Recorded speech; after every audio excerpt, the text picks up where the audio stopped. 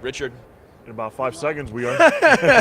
Welcome into Stacking the Box right here live on Radio Row, right here in Las Vegas. Sterling Holmes, my guy Malcom, unified coverage, fan-sided and Special Olympics. Malcom, how are you?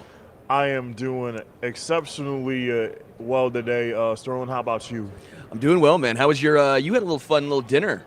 Going to Carmine's, huh? Yeah, dinner last night at Carmine's was phenomenal. We had Italian. It was family style. It was very fun. You know, had a exceptional time with with everybody from Special Olympics, on the team, and it was fun. Awesome, man. Really happy for you. How's the U2 concert last night? Yeah, it was nuts, man. I went to the U2 concert at the Sphere, and unlike anything I've ever seen and probably will see ever again, it is the most futuristic. The best way to describe it is imagine having the highest definition TV that is all around you. Absolutely. And your chair moves, your chair vibrates. Yeah. You have sound coming every different angle. Oh yeah. You get flustered almost because like you have not witnessed something like this before. Now it's interesting trying to see what's a concert going to look like without all this stuff going on behind you. Exactly, behind the scenes, Now, I will say I'm not the biggest U2 guy, and if you're not the biggest U2 fan, you don't have to be. Right. You don't have to be to see something like this. This was a very cool experience for anyone who is almost the Sphere is first. Right. U2's in the background. So speaking of yesterday, out of all the guests we did yesterday, who stood out to you yesterday? Man, there were so many great ones. So many great ones. Justin Pugh was so much fun, right? Yeah. The Giants offensive lineman, him going from off the couch to all of a sudden now he's playing. Yeah. Man, there were a lot of good ones. Honestly, I think at the very end of the day, Denzel Ward and Myles Garrett, they were great with Bounty. Nice. It's always nice when they know the catchphrase of the company they're working with, Absolutely. So it was really fun. I started, and then Myles Garrett finishes it as we're crushing some wings right here. That was a good time. What about you, man? What was your favorite? I loved Puka Nacua yesterday. I loved Michael Penix Jr. yesterday. Yeah. Justin Pugh, unbelievable yesterday. Got to shake his hand yesterday. He's like, you look like an offensive lineman almost, with the way I was just shaking his hand yesterday. You're a tackle because see, you're in shape, so you're a tackle. You're on the outside. You're the athletic, movable tackle. Yeah, It's the I'm very hands. athletic. It's the hands right there. Yeah. Very big basketball hands I have here. A couple of questions / comments to get to. Phantom says, "Good morning, Chiefs Kingdom. Good morning." Jalen Butler says, "You two are doing a hell of a job. Keep it up. Love the insight on Media Row." Hey, thank you, Jalen. Always appreciate you. We have a whole bunch of folks coming your way today. We'll be joined by Mike Golic Sr. and Mike Golic Jr. Yeah, they'll be joining us around 8 a.m. this morning. Emmitt Smith will be joining us as well. We got Drew Brees on the docket today. We have Saquon Barkley, Lisa Kerney. So it's gonna be amazing here at the road today, and looking forward to what surprises we have in store. We also got Kurt Warner and also C.J. Stroud too. Yeah, I mean, it is going to be an absolutely packed day. It's going to be phenomenal. Yeah, it's going to be crazy. It's picking up, man. Yeah. Tuesday was you ease into it, right? Right. Tuesday you ease into it. Monday night was all pretty much the opening night. That was crazy. Yeah, it was. But you're fine. It's confined in a couple hours. But now you have today, you have today and you have tomorrow. Today, today's going to be, even crazy because we're what, 4 days away from the big game. Yeah. So we are getting close. Yeah. Very close. Very close. Yep. Yeah, man. I cannot wait. Again, as someone who grew up in Kansas City. Yeah. As someone who has grown up loving and watching and ingesting sports media, right? Like every morning, Sports Center's on. Every morning you're watching a sports show as a kid. For me, this is a dream come true. It's funny. I tried talking myself in because we knew we were going to the Super Bowl in Radio Row well in advance, right? Yeah. Well before we knew who was going to be playing in it. Exactly. And so I'm sitting here laughing, talking to myself, well, the Chiefs aren't in it. Maybe it's even better. Yeah. But guess what, Malcom? The Chiefs are in. The Chiefs are in it, and your team's in it. Yeah, the Niners are in it too. I'm excited. It's just 'cause we got Mike Golic Sr. and Jr. It's a family affair, baby. Can we get like some what's it, Sly the Family Stone playing in the background for you guys walking around, you know? Yeah, we travel around together. We're getting to the point where he's just going to have to start carrying me around. Yeah. How you guys doing? We're doing well. today? Doing well. Doing very well. Thanks. Awesome. Obviously, you guys are here on behalf of Sugarlands Distilling Company. And new something coming out right here, huh? Yeah, so Sugarlands has been phenomenal. They're out of Gatlinburg, Tennessee. They're making like the sipping cream and vodka and some whiskeys, and they've been a sponsor for the Golic Family Foundation golf tournament for the last couple of years. And then they said, hey, how about our 10th anniversary is coming up March 9th. Birthday cakes is kind of along with a birthday, so why not a birthday cake with the Golics as the brand ambassador? So we were like, cake and birthday, we're good with that. So that's going to be coming out. Sugarlands.com is where you can check them out. Sugarland Shine at Sugarland Shine is where they are on Twitter and on Instagram. So pretty cool thing, right? We knocked a few back at the golf tournament with them and started putting cake in a blender, and then the rest was sort of history there. We realized we stumbled onto some gold, and so now everyone else gets to taste the beauty that we were a part of the birth of there. We literally did put cake in a blender. He's not kidding. We put cake in a blender, and that's how we came up with it. So I'm assuming the putts weren't falling. A lot of 3 putts in the golf tournament. You're like, you know what, we got to find something to get right. It's the story of every charity golf tournament where early on, if you got a group that's serious golfers, you try and see, hey, is this going to be our day? Are we going to shoot low? And then about hole 6, 7, you make that decision. All right, we're going to turn back to the drink cart another time here and just start to enjoy the rest of our day. It's Snap Hook Central over here. Exactly. Who's the better golfer? Oh, it's Dad. This happened, a recent phenomenon, probably around the pandemic. We were doing the morning show at ESPN with Trey Wingo, and my dad caught the bug. We had never belonged to a country club. We had never been real golfers. My dad shot mid-90s drunk or sober, and then decided he wanted to golf 4 times a week and become someone who actually could hit the ball straight more often than not. Right. Mike hits it better than I do. He's way more limber than I am. He does Pilates. Oh, yeah. Good. I'm a yoga man. Are you? See, he does that as well. Yeah. I don't. So my I need a new shoulder and a new knee, so the flexibility is not there. So I don't hit it far. Mike hits it incredibly far, but you have zero idea where it's going to go. No, you do. Way right. Way right. It's going to go. Yeah, and then it's just we have more golf balls in our bag than anybody else because we don't bother going to look for them. Yeah. We just hit another one. Yeah, sure. Yeah. Mike C, I would love to ask you, was it easier to raise your son growing up?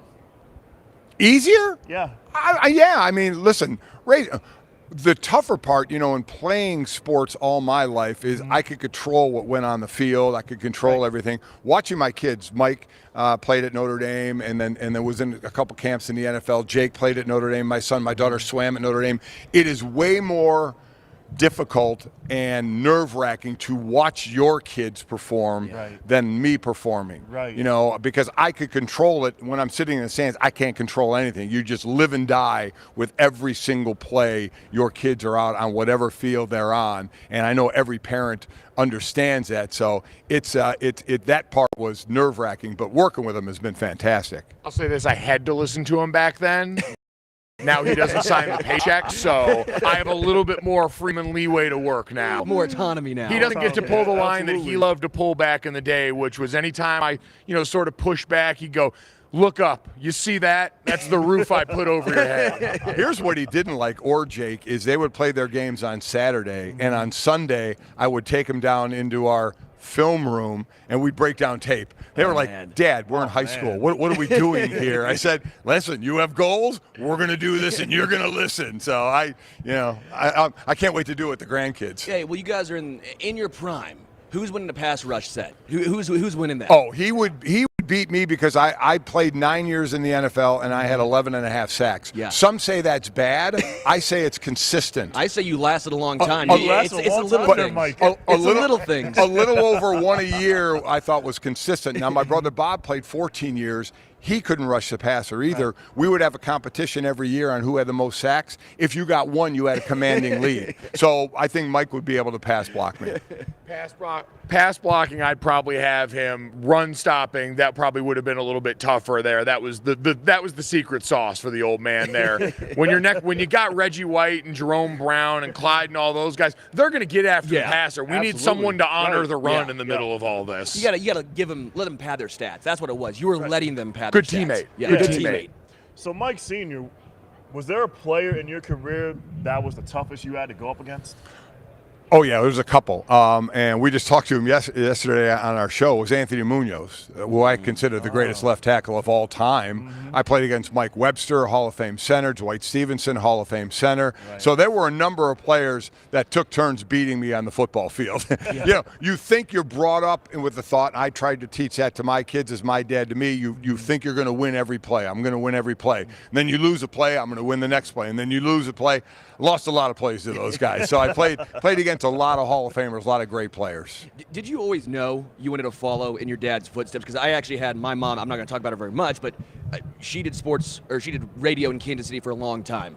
I was like, I'm not doing radio. I'm done. I don't want to do that. I'm going to have my own path here. And then the next thing I know, I go, I'm not going to lie, free concerts, that was pretty fun. Being on air, that's pretty fun. Did you always know you wanted to do something like this, or was it a fortuitous route as well? No, I think this is something I always knew I wanted to do. I always tell people, Dad played in the NFL for 9 years, but I was so young when that went on. I was born in the middle of his career, and by the time I could really have memories, most of them were of him as a broadcaster. It was getting to go around when he was calling college football games and calling college football bowl games. It was seeing the growth of Mike and Mike from that bird's eye view. And so all of that combined with the fact that I always said I was a chubby kid that liked to talk a lot. So football and then talking about football was a pretty logical career path that I needed to make work because my skills outside of that were lacking. So, and I naturally held court in the locker room. I like talking to people. I like engaging about the sport. And so it always felt like a natural spot. How can I make talking about a game that's been so good to me the thing that I get to do?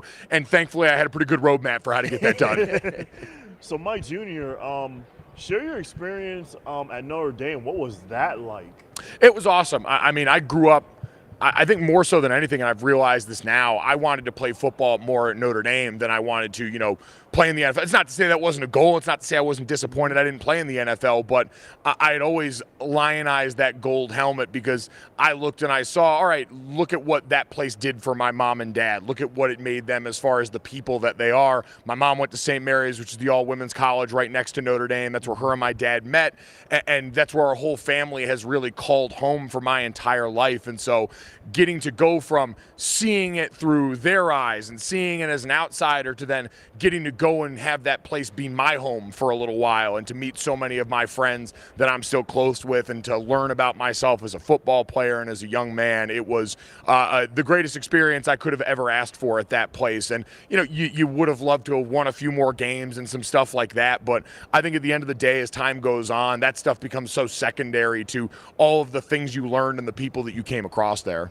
Awesome. I know you used to host the lighter side of sports. You've done a lot, but the lighter side of sports. I remember when I was young and growing up, you'd watch on TV, and that was always fun as a kid. You're like, oh, hell yeah, someone's going to get – someone's doing something they shouldn't be doing. That was a lot of fun. When I got approached to do that, and what made it more fun is a couple of years we shot all the shows in Hawaii, so there's nothing wrong with that, getting a trip to Hawaii. But to be able to kind of prank other, guys that were my peers at that point when I was playing and do some of that stuff, that was a lot of fun. But unfortunately, I got known for that show, so whenever I was doing a show and brought on someone from the NFL, they were a little leery. They were like, okay, something's going to happen to me. I don't know what, but something's going to happen.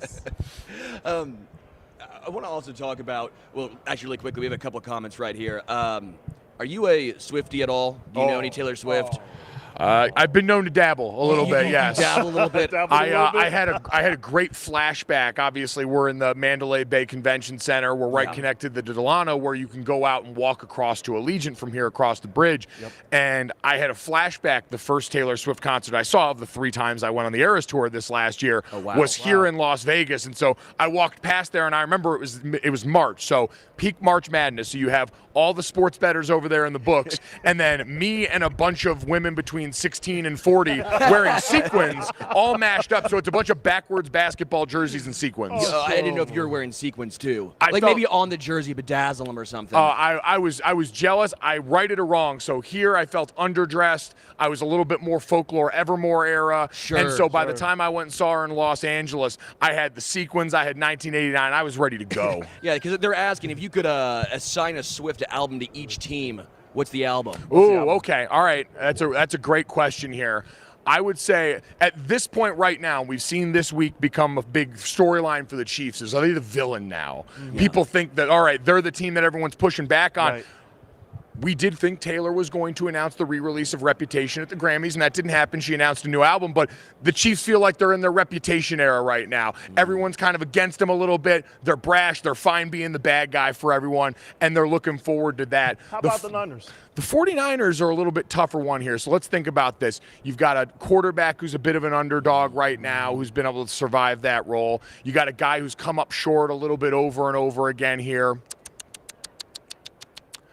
I'll say this one should be 1989 for the 49ers because this should be their year. 1989 was a big one for Taylor, one of her best albums here. And the way this team has come together, the way this roster is built up to this moment, it feels like it should be their time. Did you both have a favorite guest in your career that was your favorite? I mean, for the couple of decades doing this, and I think it's everybody's favorite guest when they get him, is Charles Barkley.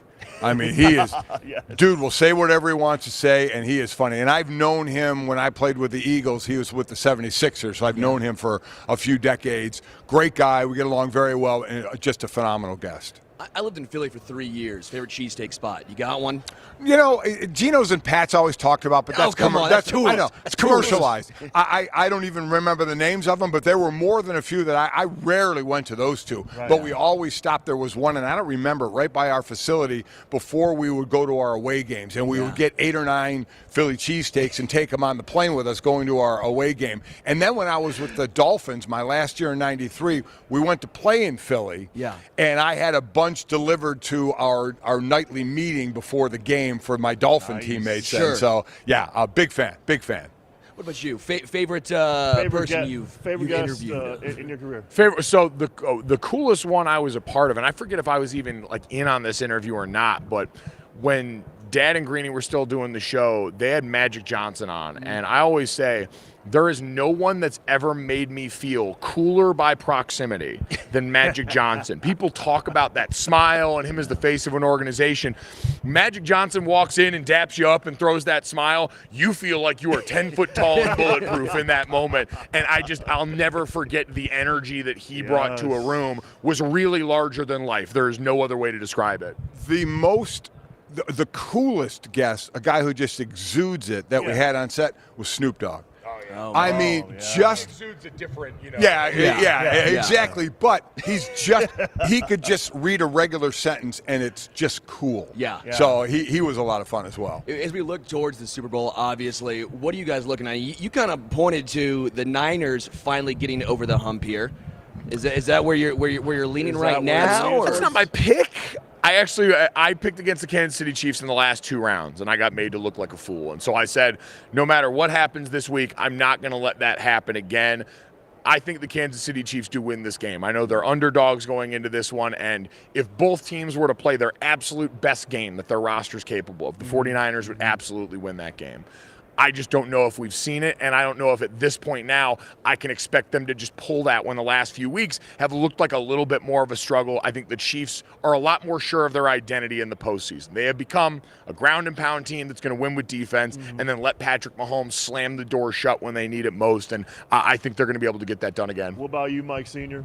I can't make a pick. I'm working the game for Westwood 1, so I'll be working the sideline. So that would be very unprofessional to pick one, so I won't do that. Of course. But I do think that this game will be decided on the defensive side of the ball. I know we talk about all the offensive firepower and Pat Mahomes, but I think these defenses have been playing well. Maybe San Francisco against the run, not so much in the playoffs, but I think they can shore that up. So I go defense, gonna control this game. I'm actually really rooting for, obviously, Kansas City. I'm a Chiefs guy right here. Yeah. But when it comes to Kyle Shanahan, I'm really rooting for him as a guy to get over the hump, because it almost is Andy Reid-esque, where you were known as his offensive genius for so long, but then all of a sudden you stall out in the big games, and then you get the stigma of, can he ever get it done? Right, and he just can't get over the hump. And so for him, I think he's a great head coach. I think once he gets over the hump, the floodgates open, as we've seen with Andy Reid. So I'm kind of rooting for Kyle Shanahan, not in this game, but hopefully going forward. Kyle and John Lynch, I think, are both under pressure here. They have the best roster in the NFL, but they haven't gotten the brass ring yet. They haven't been at the top of the mountain, so I think they need to close that deal. Mike Golic Jr., Mike Golic Sr., again, with Sugarlands Distilling Company, the birthday cake sipping cream. I know I'm trying that one on the golf course. Again, does it help me not three-putt, or do you think the three-putts might come out if I start? I play much better after a whole lot of that stuff. See, everyone listening, that's what you do. If you're a bad golfer, you get the Sugarlands Distilling Company, boom, and you get the birthday cake right sipping there. cream, and you will play out of your mind. Thanks, guys. Really you appreciate got it. Thank you guys so much. Thanks. You got it. Thanks, guys. Thanks, guys. Man, I see. As a man who three-putts a lot, I think I really need this to help my game. Might add a couple yards as well. The old driver. What do you think, Malcolm? What's the best score you got in golf? 77. 93 was my best score I got. I played with a buddy. Actually. Yeah, I played with a buddy of mine. One of my local media contacts, Matt Ling. We played. We played on my birthday, and we actually tied. Yeah. Yeah, it was very, very competitive. We lost some shots, along the way. We hit some good ones and some bad ones, but it was all clean fun. Big golf guy. There's actually a PXG setup over there. I've been really trying to hit the sticks over there, but I have blisters on my feet, Malcolm. I'm a little nervous about it? About getting. I don't want to shank one, man. Like all these people around, I don't want to shank one. I don't think you're gonna shank one. I don't think so either. But if you just keep nerve-wracking. Keep your eye, on where your feet are, and just make sure your feet is level where the ball is. Then all you gotta do is just hit it up in the air. That's all you gotta do. Yeah. By the way, Savannah, thank you for that question about the Taylor Swift stuff. I had no idea that Mike Golic Jr. was as big of a Swiftie. Very interesting. Yeah. Very, very interesting. I was concerned that when he said, 1989, that he's going with the Niners, but it sounds like he can't go against Mahomes in the playoffs. Yeah, absolutely. Yeah. Question here from Sean. What are their thoughts on Chris Jones? I apologize as far as their thoughts on Chris Jones, but as far as our thoughts on Chris Jones, you're going to have a lot on his plate, man. He's going to be double-teamed maybe every single play with the occasional triple team. Yep. When you look at Charles Omenihu going down, he was a guy who also won early. When you look at Charles Omenihu, he was a guy who was helping Chris Jones at times get a little more one-on-one action. Now, I love George Karlaftis. But he's not typically known as a guy who wins quick, right? So he's not a motor Omenihu, guy. though. No, he's not a Omenihu. They have different styles. So I'm sitting here going, Chris Jones is going to have a great game going up against double and the occasional triple team. But again, I've said since we got here on Sunday, George Karlaftis for me has to be the X factor. He has to win, and he has to win quick. He has to win the one-on-one matchups. For Kansas City, on the defensive side. To take the pressure off Chris Jones. So that way, Chris Jones won't be triple teamed or double teamed. In the game on Sunday. Yeah, because when you look at it, I love Mike Dana. Mike Dana's not necessarily a guy that I'm sitting here going, I'm counting on him to make some game-changing plays. I like Mike Dana. Great rotational piece, but now if he's getting thrust into the starting role, because when we saw Charles Omenihu go down, it wasn't just him getting an uptick in snap count. We also saw a massive uptick for Turk Wharton, who's a little bit of an inside-outside guy. Losing Charles Omenihu and the versatility that he possesses, again, going back to that question, I think makes Turk Chris Wharton Jones having a big impact for Kansas City, though? Not really. I think he's, again, one of those depth pieces, a guy who can play a little bit inside and out. But, again, I don't think I would count on him. If he does, you take that. That's again, with the Golics right there, that's that birthday cake sipping cream. That's the extra. That's the on top. Right. That's the icing on the cake. But you're not going to count on that. Right, exactly. So that's where I'm at right there. Looking to see right now some news around the NFL. Tom Brady says he was surprised Bill Belichick wasn't hired for a head coaching job. That. Were you surprised? I really wasn't. in a sense of, you know, if he doesn't get an assistant coach job. He's not going to take an assistant coach job. You're not Bill Belichick taking an assistant coach job. It'll be the first time since 1975 he hasn't had a coaching job. That is incredible. Yeah, 1975. That is that's 23 plus 25. That is 48 years. 48 years, in the make if he does not get an assistant coach job, and I don't think he's going to get one. 48 years ago, 1975, you said? Yeah, 75. Man, Led Zeppelin was in their prime back 75. then. I mean, that's how far back you get. The Who, Yeah. Rolling Stones. I just don't see Belichick getting hired by anybody because, because we talked about this all week long, Sterling, that if he gets hired by one team, he's going to want to take over. Yeah. And I just don't see teams jumping the gun to get Belichick. Just like Brady, in 2020. Nobody was taking Brady. But the only team that took a chance on him was the Tampa Bay Buccaneers. I think the issue... And he won the Super Bowl, too. I think the issue is with Bill Belichick, he's obviously up there in age. As we mentioned, he's been coaching 48 straight years there. Right. He would have to go to a team that's ready to compete and win now. Yeah. And the issue is those teams aren't really looking for head coaches. Right. So you're sitting here going, is he going to go to an organization that's rebuilding? The only real spot I thought was making some sense was the Chargers because they at least have the quarterback situation figured out, and the roster is fairly talented. Would you see him get an assistant coaching job there? No, I don't see him taking an assistant coaching job. I would be beyond shocked. Yeah. Also, some news around the NFL. Vast majority of players in the union want to play on natural grass versus turf, according to NFLPA Executive Director Lloyd Howell. So what's your thoughts on natural turf versus grass? Like, what's your thoughts on that? I'm going with the players, baby. You are? I'm going with the players. 92% of the players' union wants grass. I think the kickers might be the 8% right there. I think the special teamers, 8%. Those might be the 8% right there. Yeah. Because they've had some data now. Right. And the data collected by the union showed injuries occurring at a slower rate on natural grass fields as opposed to turf. And I know they've tried this hybrid where it's, and they actually used the hybrid in Germany. But it's just a very unique situation. I know it's difficult. I know places like down here in the southwest corner of the United States, Arizona, Las Vegas, they grow the natural grass outside and move it in, and that's even a little bit of a different style of grass. But at the end of the day, would that actually help the kicking game in a sense? Natural grass, like for the kickers, just when they place the ball, so that way they have some room to kick, in a sense. I think turf is what those guys want because the natural progression of grass over the course of a game, it gets marred, it gets cut up. Next thing you know, you might be kicking out of a sand trap.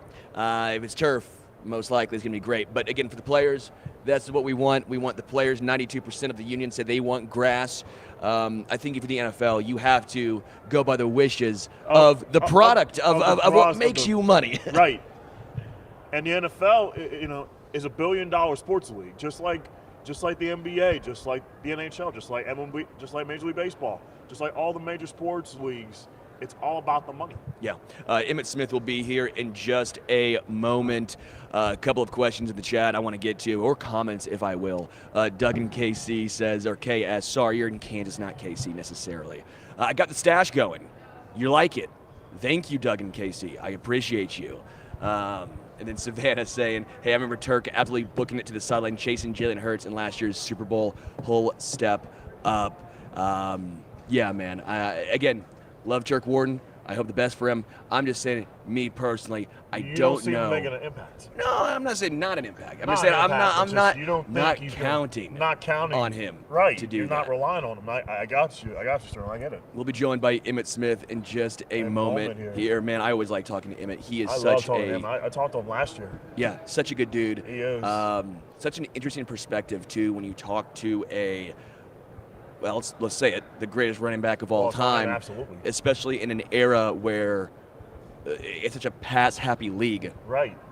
It's interesting getting perspective of guys who played the running back, played the position and just picking his brain of, what's the position, like now compared to when he played. That's what I love about that. Yeah, it's just so unique, Right. so different, and every time you talk to him, just an absolute joy. So he'll be joining us in just a moment. Can't wait for that. As far as some more comments on the YouTube, Sports Medicine Perspective, data is clear that natural grass Here is we are safer. with Emmitt I'm Smith with now. you. What's up? Emmitt Smith How you doing, joining Emmitt? us right Good. now. I'm good. How are you guys doing? Awesome. Good, Emmitt. Doing Excellent. very well. I know obviously you're here with Narcan as Yes. well. I know it's near and dear personally as well.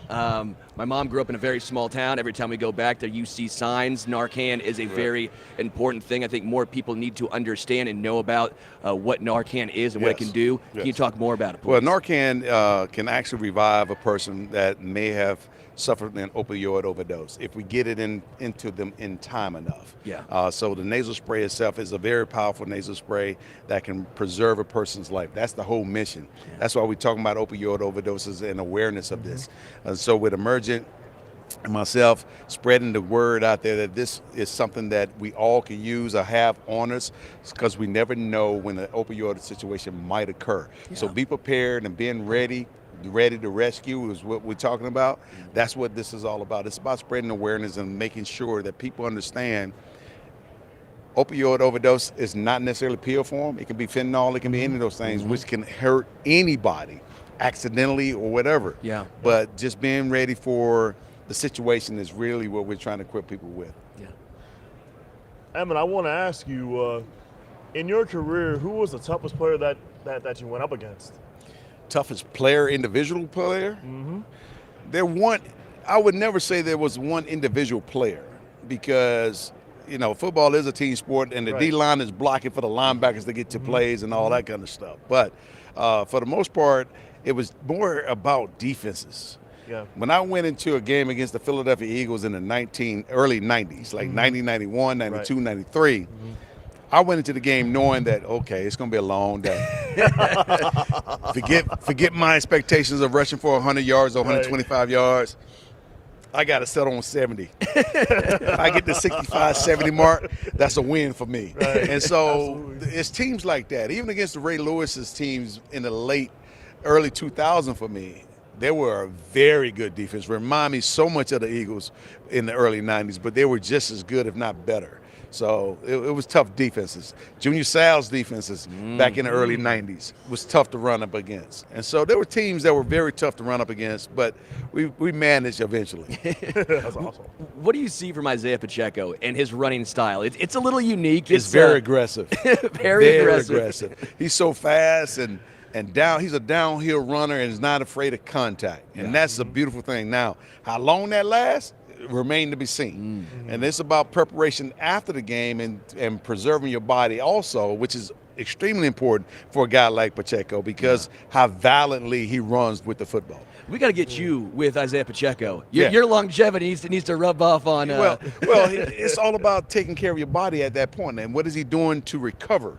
And obviously the workouts and training and everything is a very important aspect of an athlete's career and longevity, but the recovery aspect of it is even more critical. Yeah. Absolutely, Emmitt. So I'd love to ask you this. What do the Cowboys need to do to find success in the playoffs?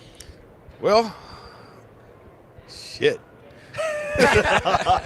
They need to do better. I mean, like, dang.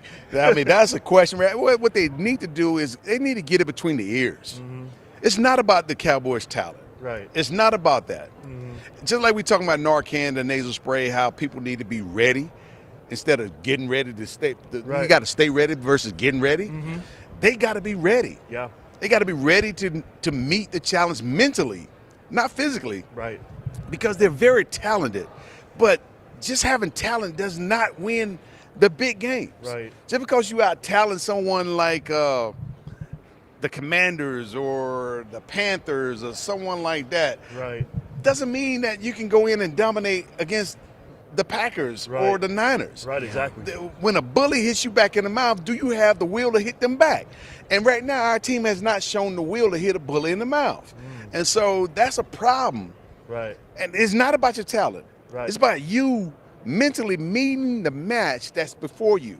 if that team challenges you at that level, you know what you need to aspire to. It's about that mindset, you know, as a team, you know, and it's like you said, talent isn't going to win at the end of the day. It's all about defense. Defense wins championships. It's a defensive-driven type of league in the NFL. You know, defense. You know, it's all about defenses. If you don't have the defense, you don't have the sustainable running game, or you don't have that sustainable offensive line, you're not going to win. Right. Well, I agree with you because most teams back in the '90s were built inside out.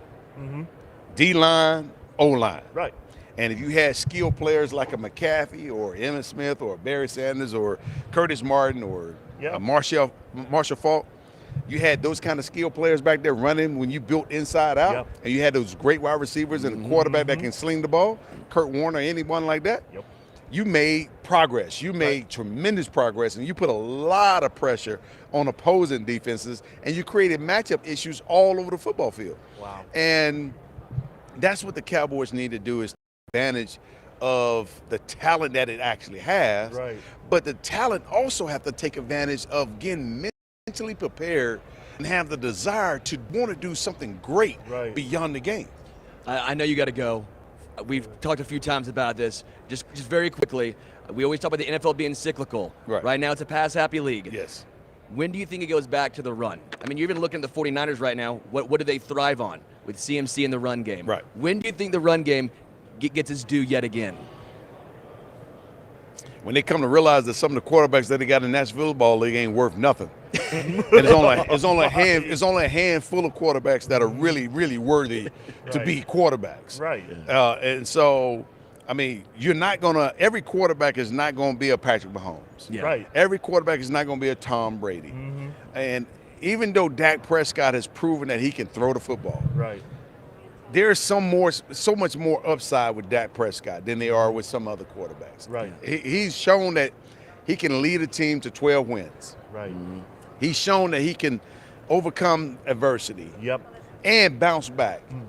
He's shown that he can read coverages. He's shown that he can be a complete quarterback. Now, can he take it to the next level? Yes, he can. There's some that they've already tapped out. And they can't go to the next level. I'm looking for Josh Allen now to take it to the next level. Can he become that elite quarterback versus trying to be Lamar Jackson all the time? You know, that kind of stuff. Can Lamar become a better passer? And read coverages a lot better and help his team become better. Those are areas of improvements for guys like that. And so Mahomes, he got it on lock. Emmitt Smith. He got it on lock. Emmitt Smith. Here on Stag in the Box. Thanks so much, Emmitt, for your time today. Thank you. Y'all be good. Man, always great talking with you. So insightful. Again, everyone go check out Emergent Narcan. Very, very important. That's Drew Brees. He's one of the biggest. Yeah, he is. Yeah, he is. Smart. Yes. Drew Brees is coming. See, there we go. There you go. He could run with it. Yes, he can. It worked out. It worked out. It definitely did. Oh, yes, indeedy. That was always fun. Always fun to talk to him. You're talking about how the game is cyclical, right? And we got some. These are awesome. These are awesome. This is cool. Brock Purdy, FedEx Air NFL Player of the Year. Christian McCaffrey, FedEx Ground Player of the Year. Oh man, they got both air and ground. Oh wow. Both San Fran now. We might have to take this up with with Drew on this one. Yeah, we do. Man, this is such a fun show. I love when Emmitt Smith stops by. We'll be joined by Drew Brees, obviously, in just a moment. Just a moment too. Emmitt Smith was fun to talk to. Amazing. He is such a intellectual savant of the game of football. Emmitt Smith is. I mean, his perspective again is so unique. Yeah, it's very unique, very refreshing. I am shocked he didn't go into coaching more in the NFL because I have no idea how you would not want to run through a brick wall for Emmitt Smith. I have no idea how you wouldn't do that. Getting joined now by Drew Brees. What's up, guys? How we doing? What's up, Drew? How are you? I'm great. You? Awesome. I love this over here. These I'm massive thinking trophies. These are massive. Have you picked them up? They're heavy too. Yeah. Yeah. I don't know if I Base on can. this, baby. I don't want to drop it. I'd feel bad, Drew. Obviously, Yeah. Drew's here with FedEx. We got Christian McCaffrey, Ground Player of the Year. That's right. Brock Purdy, Air Player of the Year. Yeah, that's the big announcement. First time ever that teammates have been the respective FedEx Air and Ground Players of the Year. So maybe that's foreshadowing for the game. I don't know.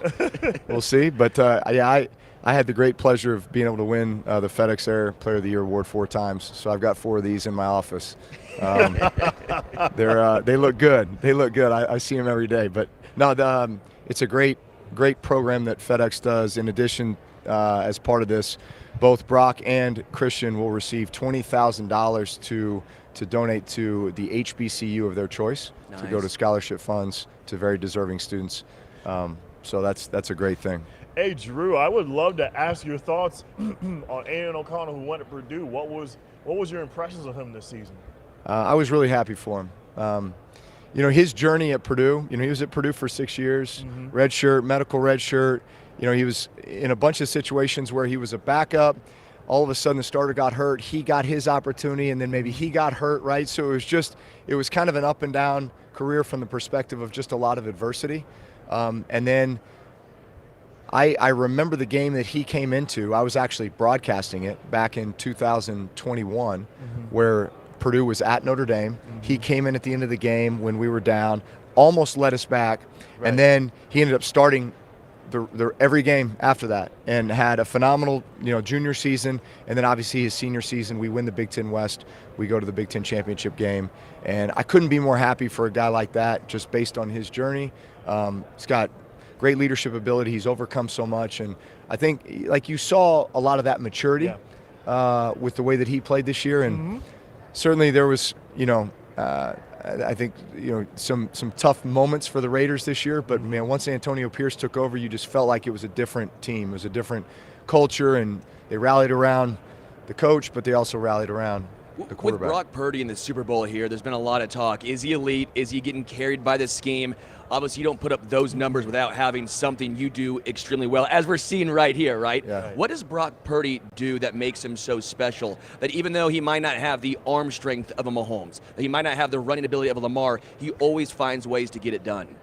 Yeah, it's exactly that. There's a system that's in place, and our job as a quarterback is to operate the system and operate it at the highest level. And that system is a version of the West Coast offense. Shanahan, we ran a version of the West Coast offense, so I understand the philosophies around it. A lot of times, the pass game is an extension of the run game.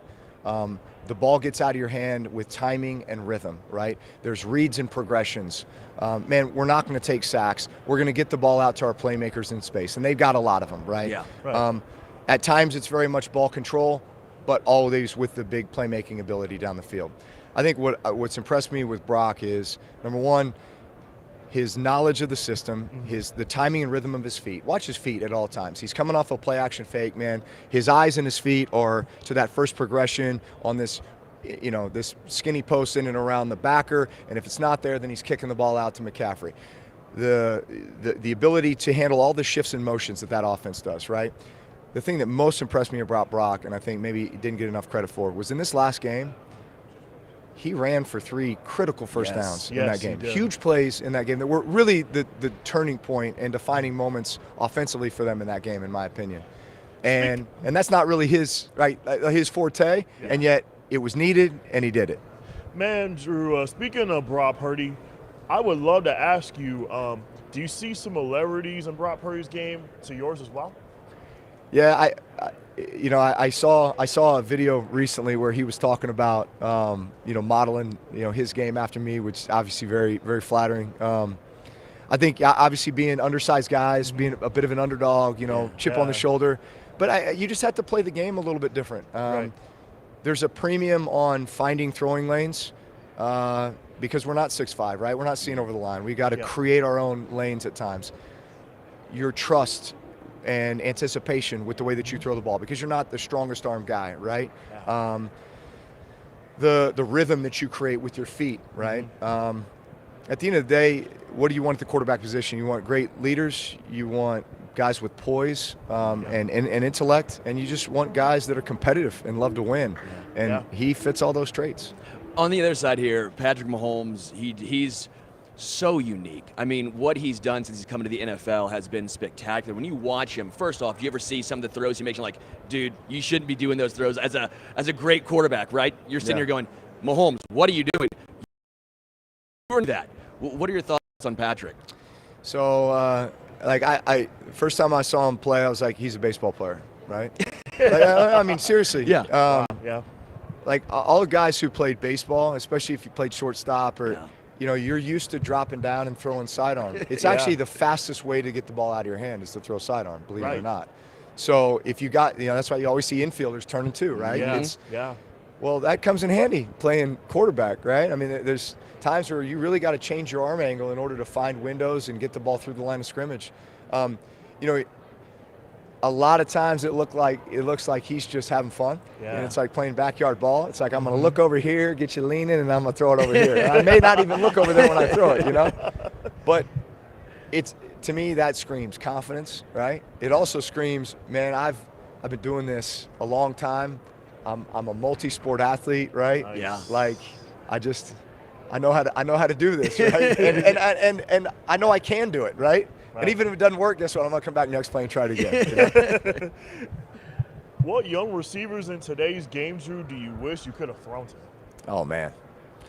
There's a bunch of good ones out there. I mean, if we're just looking at these championship games, I mean, Deebo Samuel's such a unique talent, right? Because it's like anywhere you put him on the field, he's a threat, right? You could just be handing the ball in the backfield. Obviously, they try to, get it to him in space as much as they can. But run after the catch, I don't know if I've seen a guy like that. He's remarkable. Amon-Ra St. Brown, I love watching him play. There's just a competitiveness to him, right? And even though he's kind of undersized and, like as a slot guy, you just love guys who know how to work the middle of the field. Shoot, I mean, there's so many, but Rice is obviously having a heck of a rookie season. There's a bunch of good ones out there. Obviously, you won Super Bowl MVP, right? What's it feel like now back here at a Super Bowl on the other side of things? You're now on Radio Row, a little different feeling, huh? But do you still have those? You know what? I think I could go out there. And maybe give the team a little something here. Talking about playing? Oh, yeah, absolutely. I mean, as a former player, and you've been there, you've won on the highest stage. Don't you still have some of those feelings come back? Yeah, no, you do. Like even moments like now, you're sitting here saying, okay, it's a Thursday. All right, what would I be doing in the week of preparation? Right, today's a third down day, right? So I'd be studying their third down nickel packages, their nickel pressure packages. I'd be visualizing, where I'm going with the ball versus this, what play am I checking into to try to get that big play. I mean, all that stuff is still, you're just wired. You can't get rid of that. Yeah. Next year, the Super Bowl is in New Orleans. What do I need to do in order to get to New Orleans out of New Orleans next year? That'll be a good one next year. New Orleans knows how to throw a party, you know? They know how to put on a Super Bowl. So it's going to be a wild one. Let's just try to get the Saints in that thing. Yeah. Huh? That's what we need. I've never been to New Orleans. Really? No, I haven't. Like in all my years of being a journalist, I've never been to the Crest City. I would love to. You like oysters? I love oysters. All right. Charbroiled oysters at Drago's. Yes. All right.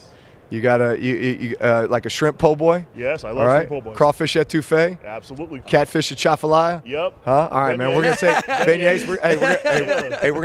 We're gonna take care of you down there. All right. Awesome, Drew. And get you some small sliders. Before we get out of here, Malcom, you got something to give to Drew. I got something I want to give you, Drew. I have a special sweater for you. Oh yeah. Oh man, this is awesome. Thank you. Yeah, Special Olympics. They launched this campaign. It's called "Yeah, I Am Special," and the organization is working hard to erase the stigma that is associated with the word special.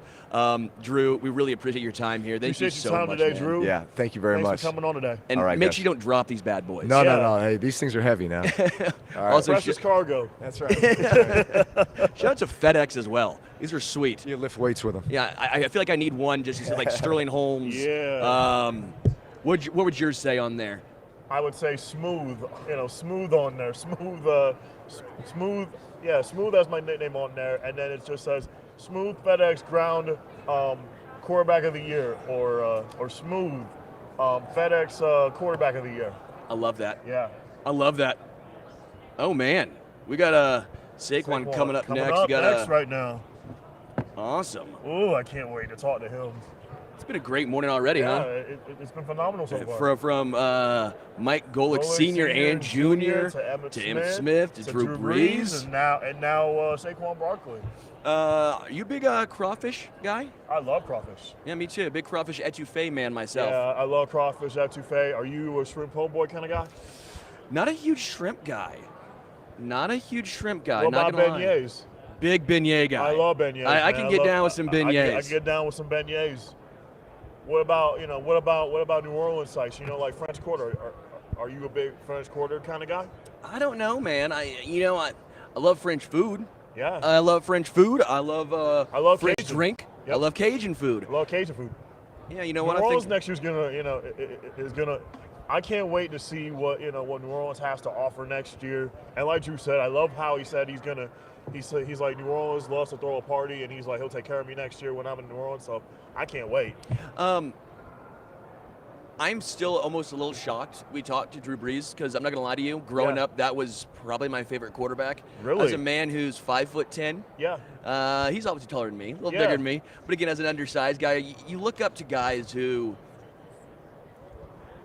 maybe a little bit more like you, right? And so for Drew Brees. Drew Brees was one of my favorite QBs growing up too. I loved watching Drew Brees when he was with when he played at Purdue, when he played with the Chargers and Saints. Yeah. Yeah. It's just.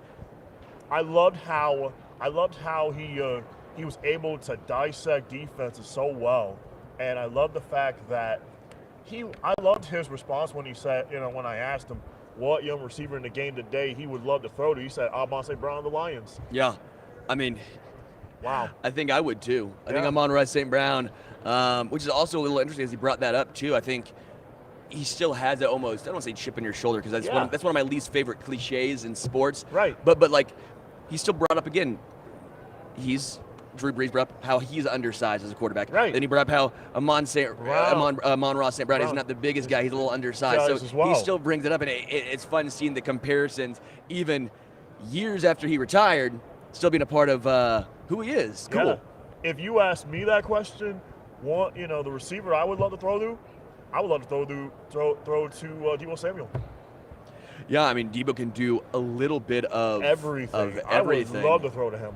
I'd like handing the ball off so I don't get hit. How about that? Right. Who would you hand the ball off to? I'll hand it off to Saquon, who's going to be coming up next. Yeah, absolutely. I think Saquon's. Exactly. I would hand the ball to Isaiah Pacheco, honestly. Like, just hand it off to him, and just let him do his thing. Yeah. Man, that was so much fun. That was fun. Man. Oh, good. That Drew Brees was a joy. Was phenomenal to talk to. I mean, just man, and the trophies he had, for the FedEx Ground and passing, Players of the Year. Them things are huge. I could lift those things, man. I mean, I'm strong. I do a lot. You are strong, Malcom. Yeah, you're a yoked man. Yeah, I play basketball, so that would actually benefit me. Yeah. For me, I'd be nervous I was going to drop it on my toe. Oh, you'd be nervous. Yeah, picking those things up, I didn't want to drop that on my toe. Right. Would have been a little scared you there. You would be skirmishing in pain. I would be. Yeah. I would be. A couple comments here. Let's get to. It was Manning, Brees, McNair, Culpepper, Warner. That era was awesome. Well, we'll be talking to Kurt Warner a little bit later on today. So, Shaun, stay tuned for that. Shaun. Thanks for that. Here from Savannah says, all right, so Saquon went to Penn State. They just hired Andrew. I'm gonna blow that name. Andrew K from Kansas to be their new OC. Curious what Saquon thinks he would do in that offense. It's a great question. Might have a chance to get to that one. It's going to be tough. Don't know how much Saquon will know about KU football. Probably not a lot. Not a lot about KU football. I doubt it. He might not know a few guys. Nah, he probably don't. And as a Mizzou guy, I don't know if I want I don't want the answer of that. Right. He's going to be a great fit. Right, It's going to make me sad, Yeah, man. it's gonna make you a little nervous, though, Sherlin, a little bit. I can tell. It's going to make me a little nervous. Are you a college fan at all? Do you have a team that you like? My team, believe it or not, has to be the University of Texas. Really? I like Archie Manning. I really think what Steve Sarkisian has done with that program is phenomenal. Arch Manning is gonna come in and win right away in the SEC. So sounds like a Texas fan. Yeah, you sound like a Texas fan. I do. But believing that all of a sudden everything's going to be fixed and Texas is going all the way, huh? Exactly. You sound like a Texas fan. I like that. They'll turn around. They'll turn around under Sark. And I know in the SEC it's going to be tough, but they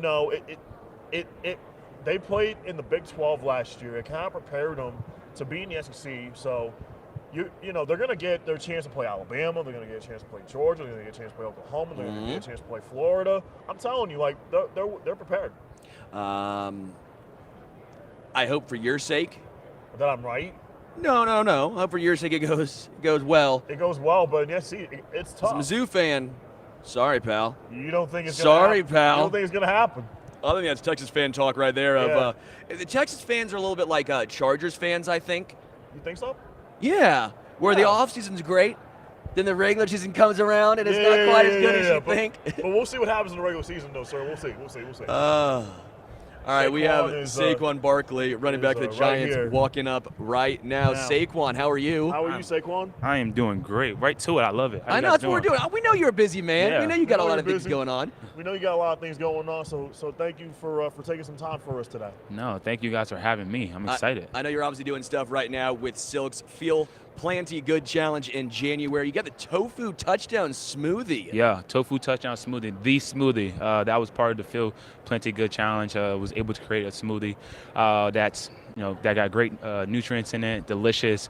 Way to start your day, way to start your breakfast. Easy. I think breakfast is overcomplicated. People think of athletes or football players. You think of loaded carbs, meats. It's not always about that. And I was able to participate in the challenge, and I could see the direct correlation it had to how I felt physically with my body.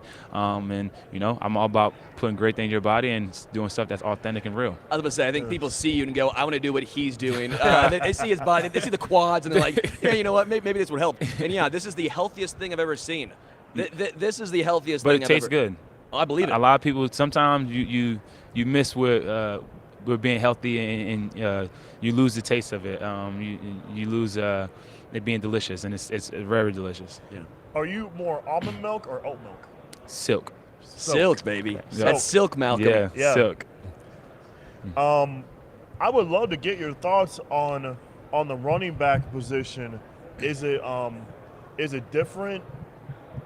How different is it, in the running back position, as a player? What's unique about the running back position? Yeah, it's all about being instinctive. You gotta react. You gotta understand the scheme. You gotta understand what the defense is trying to do. Know who your offense and tight end and wide receivers blocking. Know what's your rules, and then you can go out there and react. That's why I tend to see I have my better games when I don't have to think too much, when I can go out there and I was like, okay, I can see just something I saw in film, look, and I know exactly where it's going to hit, and I can go out there and play free. So running back position is a tough position, like any position in the NFL. The NFL is a tough sport, physical sport, but I love it. I love getting paid to play a child sport where, I get the football and grown men that are 300 pounds are trying to hit me as hard as they can. You're obviously a phenomenal pass catcher as well. Is that a little better for you? Maybe fewer hits? No, I mean, I tend to be. I think I've grown and developed in my game, especially over the last 2 years of being, a better inside runner. Felt like I always was really good, but it was more of popping off the big explosive runs.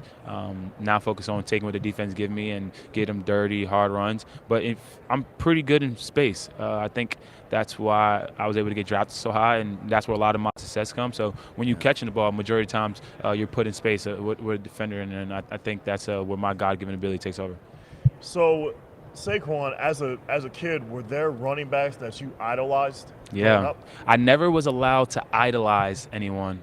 my father, Ali Bey, never really allowed me to do that. But I'll say fans. I'm fans of Curtis Martin, New York Jets running back. Fourth. He was fourth. Frank Gore passed him of all time in rushing. Barry Sanders is the greatest running back of all time, in my opinion. The greatest football player with a rock in his hand. All around running back, I'm going to go Walter, because catching, blocking, he was able to do all of those. But those three guys are the first one that comes to my mind. And Emmitt Smith, he was over there earlier. I mean, the career holder in rushing yards and touchdowns in the NFL. I think I'd be doing injustice if I didn't put him in my top. Yeah, we always talk with him, and I love bringing this up with him because when he played, the running back position was the prime position, right? Yeah. That was the position that was highly paid, all this. But we always talk about how it's cyclical, right? How the running back position is cyclical. Do you see it coming back fairly soon to be in a position of a very high value? Because you look in the Super Bowl right now, CMC is that guy. He's the engine that makes that 49ers offense go. Obviously, Mahomes on the other side, but you look at Isaiah Pacheco. He's the engine at times. They were struggling this year. Look at Pacheco. He's now the engine that turned that offense around. Do you see the NFL being cyclical and eventually going back to having the running back as this massively prime position? I think it's there right now. It's just the narrative you want to create. Yeah. That was the trend last year with running backs getting paid, and it's all recency bias. A lot of some of the guys that got paid in recent years either had an injury, got caught with a little injury bug, or didn't have the same level of success that they had in prior years. But that's every position. That's every year. The NFL's hard. That's why it's rare to see guys consistently doing year after year after year. It's a challenge. It's a challenge to do that. But yeah, I do believe it's recency bias. The running back is a key dominant position. San Fran Christian's a focal point of why. They're in the Super Bowl.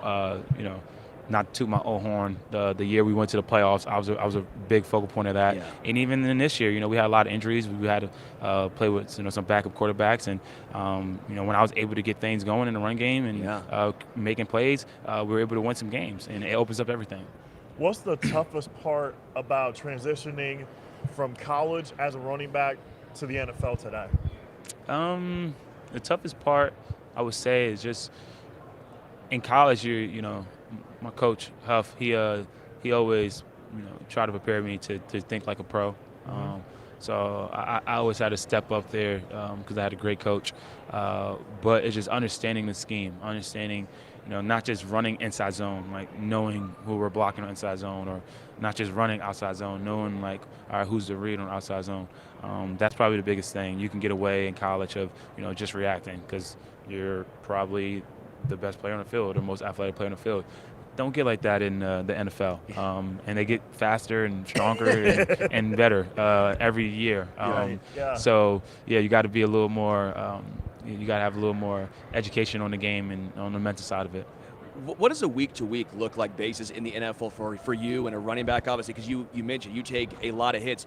You get the rock 20, 30 times a game. You are getting beat up game in and game out. Then you have to get ready next Sunday to do it all over again. What does a week look like for you, just the process of getting ready for that? Yeah, it's all about getting the right things in your body right from the start. Giving your body time to recover. Also getting an active recovery in, meaning getting the lift in, getting a workout in, and then build throughout the week. Stay on your training, stay on your regimen. I have so many doctors, so many PTs, so many massage, all that good stuff. I invest in my body a lot. So that's really the week. Started off right after the game. How can I get right back? And it's weird, there's games you can touch the ball 8 times and be more sore than you touch the ball 30 times. It all depends on the team you play. All depends on just the nature of the game. It's really weird. But hardest hitting team then? Hardest hitting team last year was the Houston Texans. For really? some strange reason, they were like, I remember the first couple of plays. I was like, I ended up having a really good game, and I had a lot of rushing yards. But I remember I was just like, Yeah, those boys came to play today. They're hitting. So that's like the first team that came to my mind last year. Obviously, Saquon Barkley is here with Silk. By the way, Silk is very good. I actually use it myself. My fiance uses it as well. We love Silk. And make sure you check out Saquon's Tofu Touchdown Smoothie. You want to look like Saquon? You can't, but this might help at least a little bit. Saquon, really appreciate it, man. Really appreciate you taking a chance to chat with us today. No, thank you guys. Thank you. I had fun. Thanks, man. Hey, good luck next year as well. Appreciate that. Thank you. Thanks, man. Saquon Barkley right there. I'm not going to lie, this tofu smoothie looks pretty darn good. Almond milk, banana, frozen pineapple, spinach. Tell you right now, that would for sure be the healthiest thing I have ever eaten. Oh. Ready for Maxx Crosby. Maxx Crosby now with maybe the greatest shirt I have ever seen. I'm loving the shirt, Max. I appreciate it, brother. That's phenomenal. Thank you. Obviously, you're here with Papa John's as well. What are you doing, your partnership with Papa John's? Yeah, you can go to Vegas-style pizza at papajohns.com. We have a pizza of $58,000 in cash. You got to enter on that website to have a chance to win. You have it up until the 9th. So Papa John's a great partner, and you definitely got to sign up and give yourself a chance to get some cold hard cash. Love that. Is it the worst case scenario that it's the Niners and Chiefs? Honestly, it is what it is. At the end of the day, they've earned the right to be there. It's respect at the end of the day. We obviously don't like them. But it is what it is. It gives us more motivation. For us, we want to be in those type of games. So it just adds more fuel to the fire. Right. As far as Antonio Pierce, man, the team just completely rallied around him. I have not seen this at all with an interim head coach before. What does he bring to the table? Why do the players galvanize around him? When you give it, you come out right out the gate. He's obviously been there for 2 years, but I mean, when he stepped into the role and got in front of the whole team, everything is black and white. There's no gray area with him, and so guys immediately attract to that because he was in our position. He played at the highest level. Started in the NFL, was a captain, Super Bowl champ. So he knows what it's like to be in our shoes, and at the same time, he's done it at a high level as a coach as well. So, he's done it all. Everything he's done, he does at a high level. And people can say whatever they want, talk about experience and things like that, but everybody's got to start somewhere. So we fully believe in him, and I think we're going to shock a lot of people next year, without a question. Hey, Max, I would love to ask you, toughest player this season, offensive lineman you had to go up against this season. This season, I would say Penei Sewell. Probably it was like literally heavyweight match from start to finish. Me and him were going back and forth the whole game. And when you got a guy like that, those are the matchups you look forward to. People are hyping it up all week, and I live for those moments. So me and him, I'm sure he would say the same thing. But we went at it. It was amazing for sure. Who's harder to bring down in the NFL? A guy like Lamar Jackson, who's very shifty, very quick. A Josh Allen, who's bigger body. Mahomes, who always seems to get a sneak away from pressure. How do you adjust your game going up against different style quarterbacks to bring down? I mean, it's just about it's about us at the end of the day.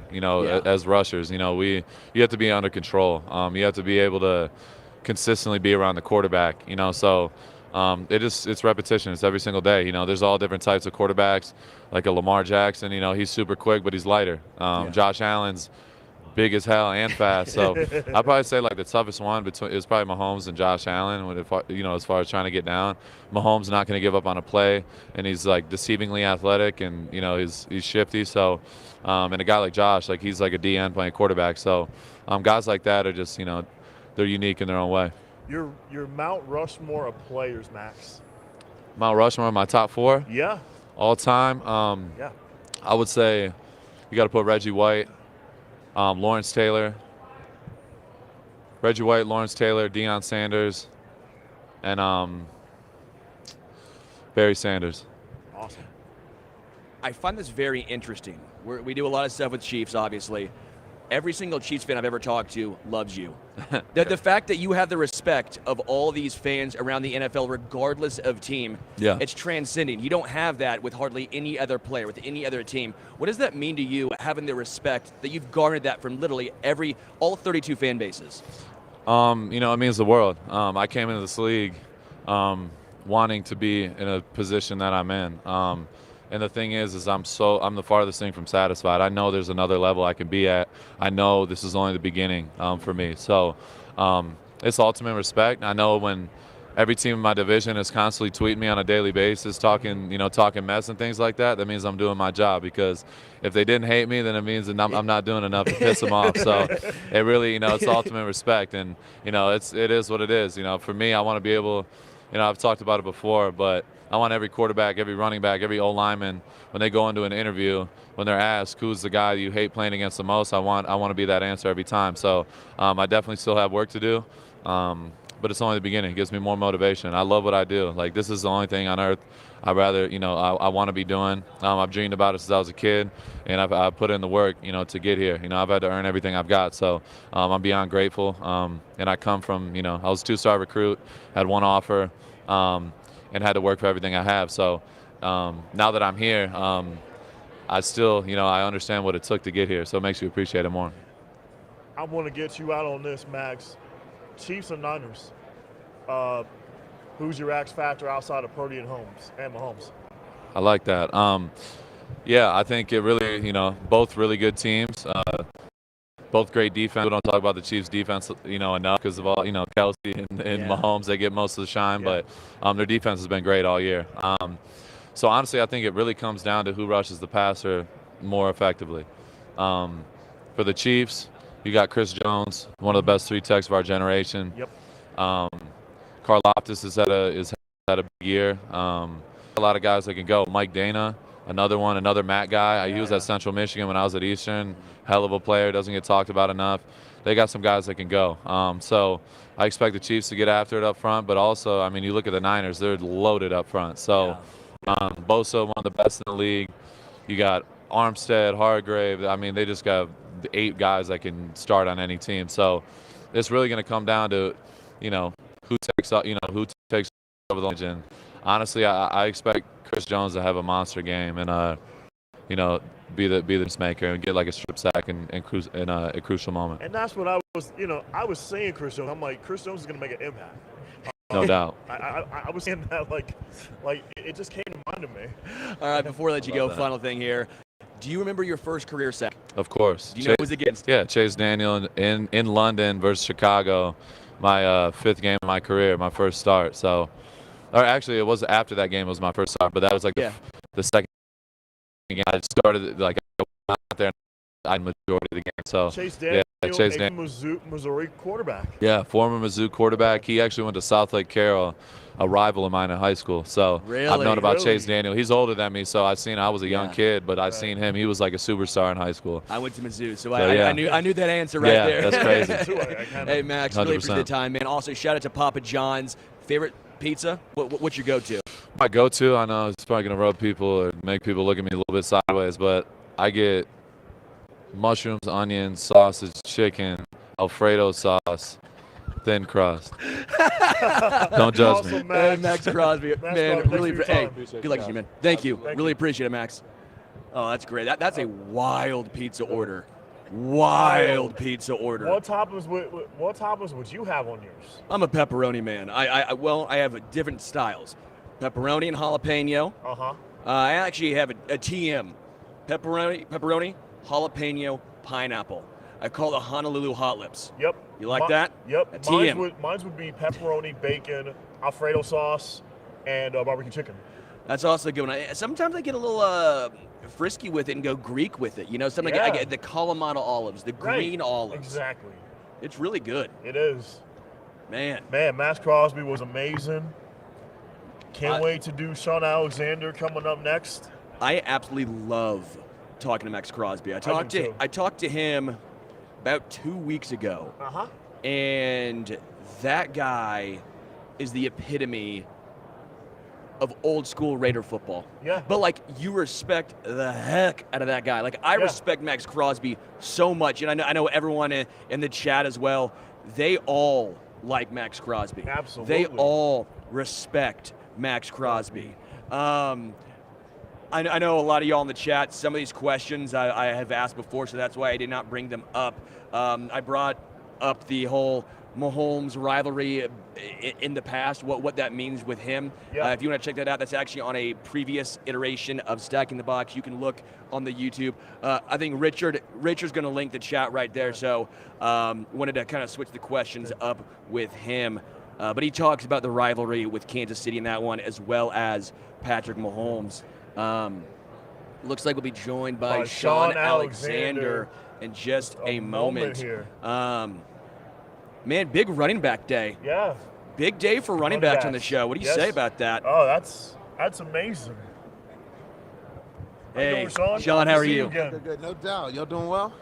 We're Very doing well. We're doing Good, amazing. good. I know you are here with Stand Together Foundation, a organization committed to breaking the cycle of poverty in America by driving change from within communities. Can you talk about this more? Man, I have partnered for the last 5 years now with Stand Together Foundation. Just a wonderful group of people, about 800 of some of the most successful businessmen, women, and philanthropic leaders in the country.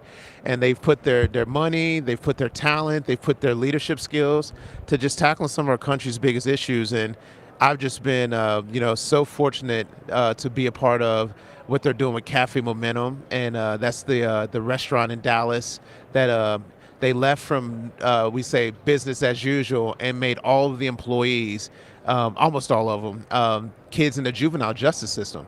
And so these kids, instead of going to juvie, they jump into a year program with Chad and his team, and they learn all the ins and outs of the business, from being a sous chef to the cook to the greeters to the management team. But he also added to them the secret sauce. He put social workers and psychologists, tutors, and you're just seeing all these kids gain identity. I told him, I said, Chad, you just put all the aunties and uncles around. That's what you did. You know what I mean? Everybody show when aunties and uncles show up, you know. And what's happening is recidivism in most cities is about 45 to 50%. That means you go back to prison after your teenage years. With Cafe Momentum, it's 11%. So we know just about 9 out of every 10 kids will never go back to prison. They'll become healthy, successful citizens in our great country, and they'll go make impacts in their families and communities, and that's what we're all about. So I told Chad, let's put one in every NFL city. He took that big gulp and was like, let's go. And so with start off in Dallas, we now have one in Pittsburgh. We now have one in Nashville. Denver Broncos jumped in, so Denver will open up this year. The Falcons have jumped in, so Atlanta will be one next year. We got set up for Houston, Tampa, and Miami for 2025. We've already been talking with LA, and you know how quick things move in LA. It could be 24, it could be 25. You know, so we're excited, but we're doing the thing that we always dreamed could happen is take the whole country and what Cafe Momentum is doing and change the lives of thousands of people in our country. Man, Shaun, I would love to ask you, why is it so hard for a running back to win MVP? Well, it really ain't, you know. I think winning the MVP is always about the player that's dominating the game. Right. And so I just believe that if you dominate the game, you can. And so clearly Christian McCaffrey has that opportunity. Yeah. He will touch the ball enough. He can touch it in the air and on the ground. I think a 100-yard, 2-touchdown running back always has a shot. And so you don't score the touchdown, then you're not going to get it. So he has to score touchdowns, but he has the position that's fit to do that, you know, all across the field, because they allow him to, have the greatest moment in football, which is the touchdown. We have a lot of Chiefs fans that obviously listen to us. You broke Priest Holmes' record, right? That was hard for me growing up. Yeah. I grew up in Kansas City. My last name's Holmes. I'm like, yeah, Priest, and then all of a sudden, Shaun Alexander getting it done. Did you have that as a goal in mind? Was that just? It was a goal. It was. You know, one of my favorite running backs is Barry Sanders, and I've got some friends that live in Michigan, and they love Detroit, and I just looked at it, at the beginning of my career and was like, 99 touchdowns. Okay, so I need to get to 100. And so that was the goal. It was like, man, how fast can I get to 100? And so I know in those 5 years, I scored 99 touchdowns in 5 years. And so, I crossed over that 100, that MVP season, because I had 2 or 4 in my rookie year. And then Ricky Waters got hurt, and then it became my show, and I just took over there. But everybody has different things that drive them. Some it's the roar of the crowd. Some of it's get my mama a house. For me, there was just something about scoring touchdowns that it moved me. I wanted to be a person that, I still call it the greatest part of football, you know what I mean? I want to be a person that the dad would put his arm around his son and say, you remember we saw that Alexander make that play? Yep. I want girls to be like, oh, man, You know what I mean? I was that guy. Like it makes everybody stop and see what happens, and I wanted to be in the focal point of that, and so that was touchdowns. You know. Is there a running back today that reminds you of yourself? You know, it's really funny. Not as much as it was, I felt, a few years ago. You know, there's some running backs that have got great balance, they can catch the ball, and they can break runs. But I haven't really thought about it compared to me. I know that when I first retired, that was always the question. And so I remember, like, Shady McCoy, I was like, oh, that's that guy. I like him, how he plays, that they're just not as big as I was. I forgot the guy that was at the Steelers for all the time and then went to the Jets. I just forgot his name. But there was a handful of running backs that did what I did. It was a stop and start, explode through the hole. But most of the guys today are like 200, 205 pounds. Right. I was 225 and a little bit taller. And so it looked a little bit different. But when I watch them around, I'm like, oh, I know what you're doing. Y'all doing that Eric Dickerson. Not Eric Dickerson, that Tony Dorsett. I mean, most of my runs, if you watch me, you'd be like, oh, it's a bigger version of Tony Dorsett. Absolutely. And so when I see guys doing it a little smaller, I'm like, oh, they doing that, Do you ever wish you would have played now in 2023, 2024? Obviously you did have a lot of receptions earlier on in your career as well. You'd be getting even more, again, your style would be a complete different style. Yeah. Right? It's like Derrick Henry, but also add the pass catching ability into it. Would you ever think about that playing in today's era? When I start off, I was catching the ball so much that it was just building up carries and touches. Yeah. And so they had to figure out how to do it. So they said, well, maybe if we take him out of certain situations, he went through. So I was a great safety valve, throw a 2-yard pass and goes for 60 yards, but they knew they had to find ways to not have so many touches. And so I had to finally agree with that. Shaun Alexander, man, really do appreciate it. Again, Stand Together Foundation, Cafe Momentum. Yeah. We got to get one in Kansas City. Yeah, it's going to be great, man. We're doing some really cool stuff in Kansas City also. The care portal is going to be amazing there. And I'll say if you guys want to look up anything, anybody in Kansas City want to check it out, go to cafemomentum.org/Super Bowl. Super Bowl. And come check us out. Yep, come check us out. Awesome, Shaun. Really do appreciate it. Again, bless you guys. Thanks for breaking my heart and breaking it when I was a younger man with Brees Holmes. Madden 07, you know what I mean? Yes. I love Madden. I will see you later. Hey, take it easy. Take it easy, Shaun. Thanks. Shaun Alexander. I think Kurt Warner is coming up next. Oh, man. Wow. I need to get into this Bingo Blitz thing that he's coming up. I'm excited to talk about it. Talk to Kurt Warner. Another guy that semi-broke my heart out as a kid because as a Kansas City guy, St. Louis, Yeah. It's hard for me. Now I wonder what about Larry Johnson? He was a running back for you guys also. Don't forget about Larry Johnson. Oh, he didn't break my heart. I love Larry Johnson. Right. Well, he kind of did towards the end of his career. Then the whole money thing. All right, joined now by Kurt Warner. How we doing? Awesome, Kurt. Phenomenal. Awesome. Good to see you guys. Obviously, Kurt Warner, Big Game Blitz. This is pretty darn cool. Bingo Blitz is going to offer $1 million to a lucky gamer if the record number of sacks is broken. I love it. February 11th. Well, I'm not playing in the game, so I hope the record for sacks is broken. I would have never wanted it against me. So that's quarterback, it's hard for you. That's why I'm promoting it right now. But I don't know about you guys. I played bingo growing up. Did you guys play bingo growing up? Oh, yeah. I used to go to the church, and there was nothing better than having that bingo moment where you get it, you're screaming bingo, you get to take home $25 or whatever it is. But I feel so much about, Super Bowl is like that. Yeah. Somebody's got a bingo moment every year.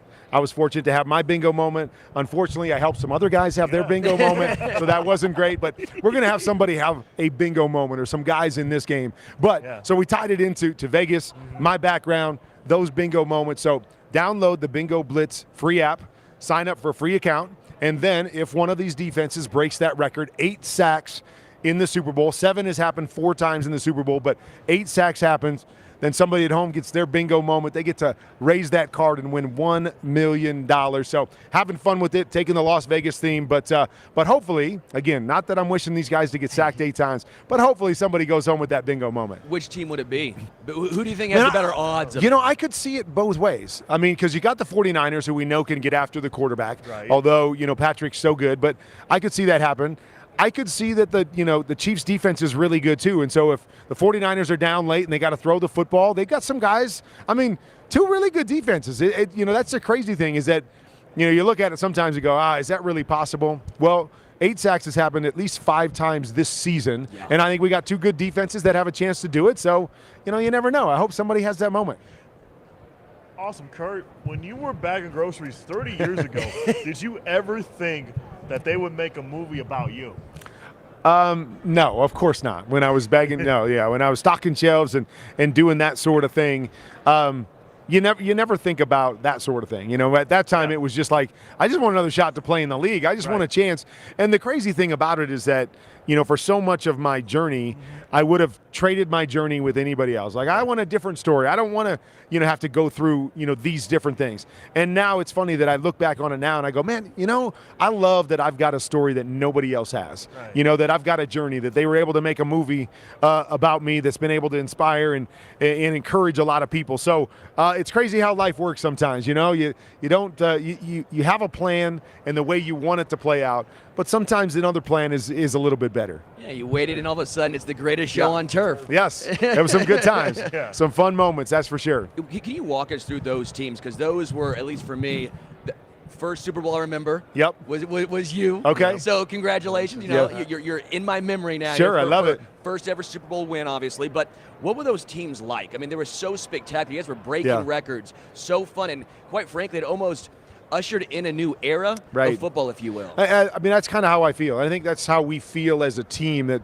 was kind of exciting about it, is that, it was fun for us to play, but we showed people you can play the game differently. Before that, it was more about running the football and throwing when you had to, and we kind of said, hey, you can throw to win. Like, you can have fun, and you can spread it out, and you can do this fun and exciting brand of football and still win football games and win championships. And so I think you're very much right that the NFL we see now was kind of ushered in by what we did. Now they've changed some rules. They've made it a little bit easier for those offenses.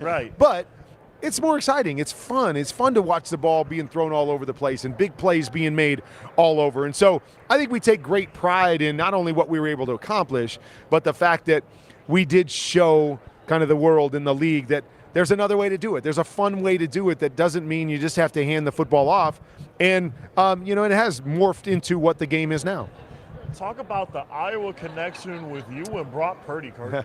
Well, a little Iowa connection, a little Arizona connection. He grew up in Arizona. Yeah. So I've known about him, and I've known him for a couple years now. And then, as you said, the Iowa connection. There's always a great connection when you have people from Iowa. Iowa is so great. Great values, great people. I didn't like Iowa State when I was growing up, though. I was a Hawkeye fan. Right. But you pull for, guys that whether it's the Arizona kid, I'm pulling for him, whether it's the Iowa kid, whether it's the guy that was drafted late, like the undrafted guy. I mean, there's so many different connections and reasons why I'm pulling for Brock. He's been great in his 2 years. I want to celebrate what he's accomplished. I don't know why we have to keep trying to put him in a bottle and say, well, he's not a lead or whatever. He's been great for 2 years. He's in the Super Bowl. Celebrate his journey because, again, I think there's a lot of people out there that say, well, I'm never going to be as fast as Lamar Jackson or I'm not going to be as big as Josh Allen. So can I play this game? Can I do it? And Brock's going, hey, I'll hold the torch for all you guys that aren't as talented, that aren't as fast, that aren't as big, and say, you can still accomplish your dreams. You can still get to the Super Bowl and do those sorts of things. So I love that we have different storylines. We have different guys, different backgrounds of guys that are playing at the highest level and playing in this Super Bowl and, kind of going back to the theme. I hope they all have their bingo moment. I hope Brock has an unbelievable game and kind of set himself apart in this one. In regards to the other side here, Patrick Mahomes has been here multiple times now. He keeps finding ways to get it done. Yeah. All of a sudden, he turns it on in the playoffs, regular season. A little bit of a struggle this year. We're all wondering what's going on. Playoffs come around. 0 turnover-worthy throws, taking care of the football. How much of that just comes with being here time and time again? How he understands that maybe the regular season that can be more aggressive, might be an interception, playoff time, that ain't going to happen. Well, yeah, it's about playing your best football in those moments, and it's about understanding what you need to do for your team. And I think that's maybe been the most impressive thing about Patrick is that here's a guy that set all the records. Yeah. Here's a guy that's used to throwing the ball all over. He's used to scoring 30 points a game, and now you say, hey, we just need you to score 20 and don't make any mistakes. To change that mentality, I mean, I was a gunslinger. Like I threw a lot of interceptions. I didn't care. I was going to pressure the defense. That's how I played. And so, you know, when somebody tells you got to pull back now and you got to play differently, that's a big, shift in the mindset. But Patrick's been great. He's made the plays he's supposed to make, but he understands, hey, it's okay to punt.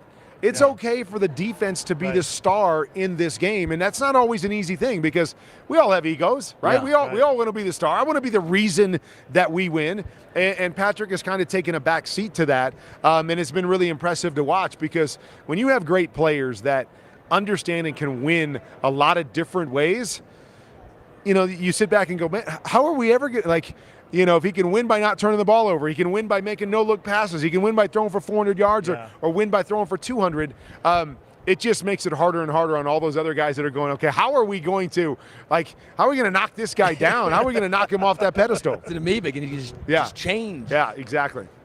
I want to get you out on this, Kurt. I want to ask you, who was a team or a player that was really difficult to go up against in your career? Oh, gosh. I mean, that's easy. For me, it was the Tampa Bay Buccaneers. The great defense with Warren Sapp, Derek Brooks, John Lynch, Rondé Barber. I mean, all those Hall of Famers going against us. And, it was one team that I always struggled with. They had the ability on all three levels to beat you. So if you couldn't block Warren Sapp, it fed right into what those guys did on the back end. And so if there was one team that I would never want to face again, it would be that Tampa Bay Bucs defense. Before we get you out of here, Bingo Blitz, one more time, where can folks go? Okay, you can just download the Bingo Blitz app wherever you get your apps. Sign up for the free accounts, free app, sign up for the free account, and that's all you really have to do. And then it comes down to cheering for these defenses to get 8 sacks. One of these teams to get 8 sacks, set the Super Bowl record, and then one lucky account holder is going to win $1 million. And Malcolm has something Kurt, for you. I love it. I have a special sweater for you. I love it. I appreciate you guys. Appreciate what you do. God bless you guys. Thank you so much. Thank you so much, Kurt. Again, Special Olympics launched the Yeah, I Am special campaign. The organization is working hard to erase the stigma that is associated with the word special. Man, that's fun. Kurt Warner is Kurt Warner awesome. Was a lot of fun to talk to. Again, it's true. That was the first Super Bowl I remembered. The greatest show on turf. That was my formative years watching football. Kurt was a big part. Again, he was a guy that transformed the game. It's actually been funny. I almost wish I would have asked, do you and Emmitt Smith ever butt heads, right? Kind of wondering, you kind of took the mantle away from the running backs there. That'd have been Osborn good. Coming up now, Sterling. KJ Osborn coming up right now. Wow. KJ, how you doing? KJ? No, we'll get you on quick. See, you weren't even ready right there. I'm great, man. How you guys doing? Thanks for having me. Absolutely, doing really KJ, well, it's man. a pleasure. Well, we got to get you going because, you're always filling in. You're a guy that has to step up, and you always step up in big ways. Right. It seems like in every single big moment, you're a guy that is coming down with the football. What makes you so good in these big-time moments? I mean, I think practice, just my preparation. In the offseason, I put myself, in those moments. And, just repetition. Today is 2/8/24. I'm a big Kobe guy. So that Mamba mentality got to kick in. And, after throughout my career, I've seen that, Kurt, he was coming to me in those big moments, ever since my second year and I first stepped in.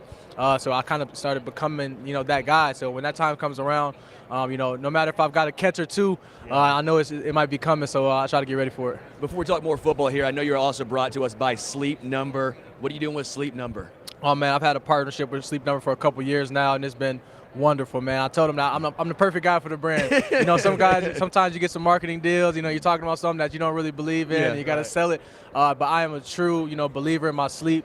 And my recovery, I check my Sleep Number every morning, and my sleep score, what it's done for me and how it affects my performance. And, recovery is just truly big for me. I try to get my recovery after every practice. I'm a guy getting massages and acupuncture and all types of things like that. But, sleep, is the the top dog out of all of those things. So it's something that I truly that's super important for me, and Sleep Number is the perfect brand for me.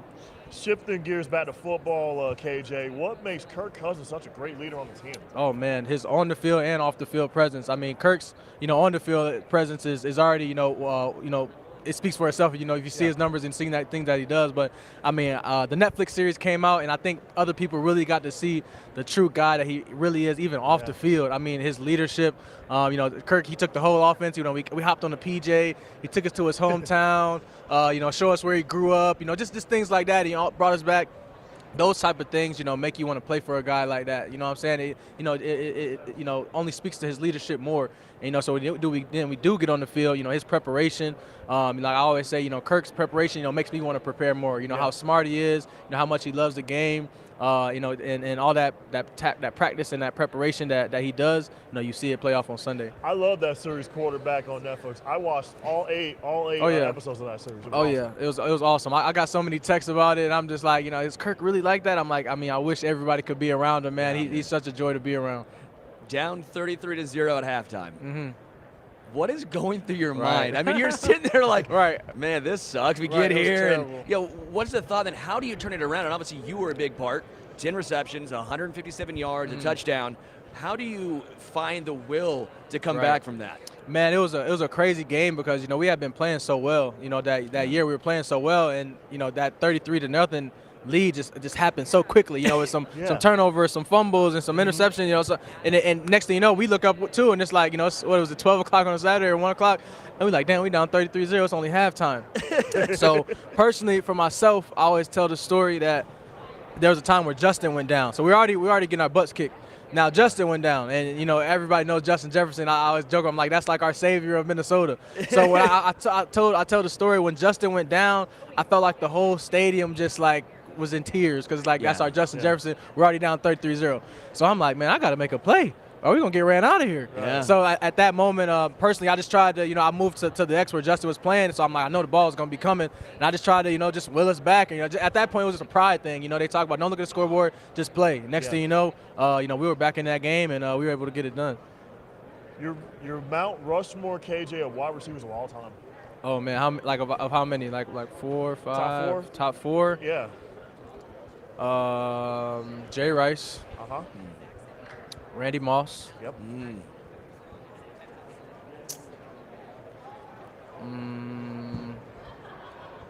Now the next couple you got to think about. It gets tough, man. You have the top two. Right, it's right. Like, okay, well, who am I moving off? Who am I going with? Yeah, who you going with? Because I like Larry Fitzgerald. Yeah. Calvin Johnson. Yeah. Oh, Calvin Johnson. So I guess that's the top four.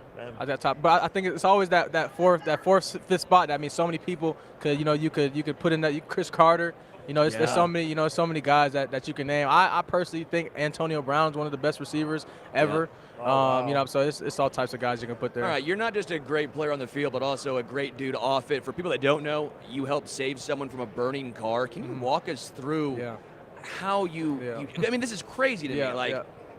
So I was in Austin, Texas, and I was headed home, and there was a car, to my right. My Uber driver just started screaming, and I'm like, what is this guy screaming about? I don't see anybody on the street. Yeah. And to my right, there was a car that was on fire, and my Uber driver pulled over, and he's handing me the phone like, call 911. I'm like, man, I've never been to Austin, Texas. I wouldn't be able to tell him where we're at. Yeah. So I'm like, you get it. I was like, we got to go to this guy. So we both stopped. My Uber driver, Abdul, he was the first one, ran up to the car, no fear. The car was burning in flames.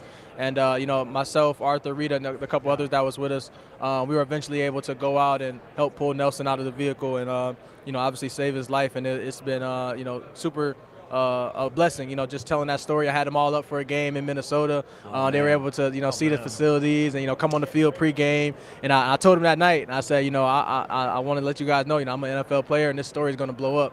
So I say we took a picture because I'm like, I want you guys to be able to get the love and that you guys are heroes. What I'm saying?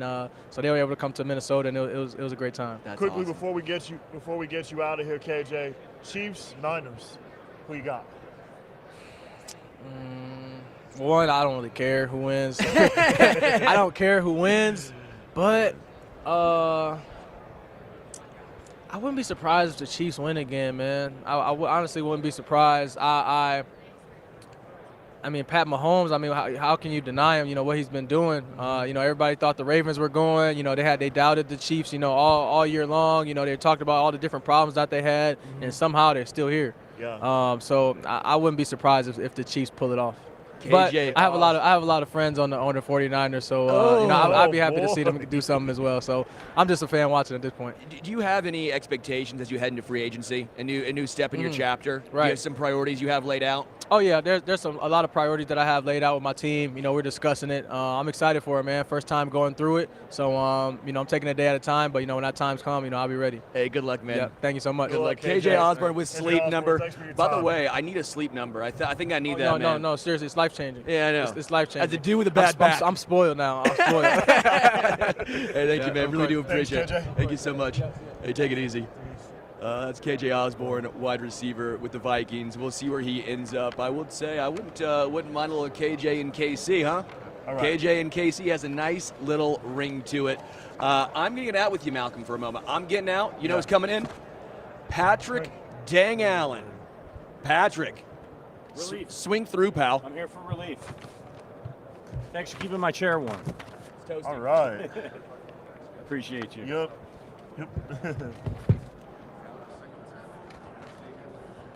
Yep. Next up, we got Alex Singleton and Vince Egan. We're gonna talk about Special Olympics School of Strength here in a matter of moments. What's up, Malcolm? What's up, Patrick? How you doing today, brother? Awesome, Patrick. How's it been going this morning? It's been going excellent.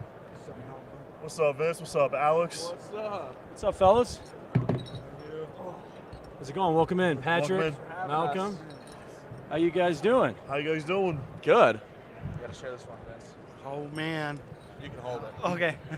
So this is awesome, man. Obviously, fan sided here. We're doing our unified reporting with Special Olympics. Malcolm, our guys, our unified reporters, been here for the second year in a row with us on Radio Row. You guys are doing the School of Strength campaign. Tell us a little bit about that. Just Snack Zone started in I think December. I decided to get on there to speak about nutrition, talk about portions, eating better, let's say pretzels and peanut butter are my favorite snack. Yeah. I'm a big peanut butter guy myself. Me too. Can't go wrong with peanut butter. Yeah, peanut butter's awesome. Favorite healthy snack after a workout? Ooh, after the protein shake, I'm going favorite healthy snack. See, I'm very, very boring. I do chicken and rice and beef all the time. What about you, Vince? I go and get some nice chicken, a little bit, some rice, but not much rice. I eat more chicken. That's good portion control. Yeah. And that's what the Snack Zone's all about, is knowing your portions and knowing what to do. Why is it so important for Special Olympics athletes to be healthy when it comes to the School of Strength? Talk a little bit about that. Yeah, I mean, I think, everyone's an athlete. And so you should treat your body how, an athlete should, And I think, nutrition is the one thing you can do 24/7. It's the only thing that, if you have a little setback, it can hurt you. You can't work out for 24 hours a day. You can't train 24 hours a day. You can't watch film 24 hours a day. You can't play basketball 24 hours a day. But the one thing you can do is, have the right meals, eat the right foods, know your portion controls and all that. And, because the biggest thing I took from this, nutrition campaign is, 60% of Special Olympics athletes are either obese or overweight. And I think, that's just not fair to the athletes. So for Special Olympics to put this campaign on and be able to go, hey, here's a playbook, here's a guideline on how to break that, how to get this percent down, and give the participants, give the athletes the bodies and the health that they deserve to be able to compete as long as they want. Incredible. Awesome. Yeah. Incredible. So, Alex, you know all about overcoming obstacles, which we know a lot of Special Olympics athletes have to overcome when they're competing. You came into the league undrafted. You were cut a few times. You went to the CFL for a while. Then you've returned to the NFL with the Eagles and eventually finding a home with the Denver Broncos. Congratulations on your contract, by the way. Thank you. How did you keep yourself motivated to continue chasing your NFL dream? Yeah, I would say the biggest thing was my family.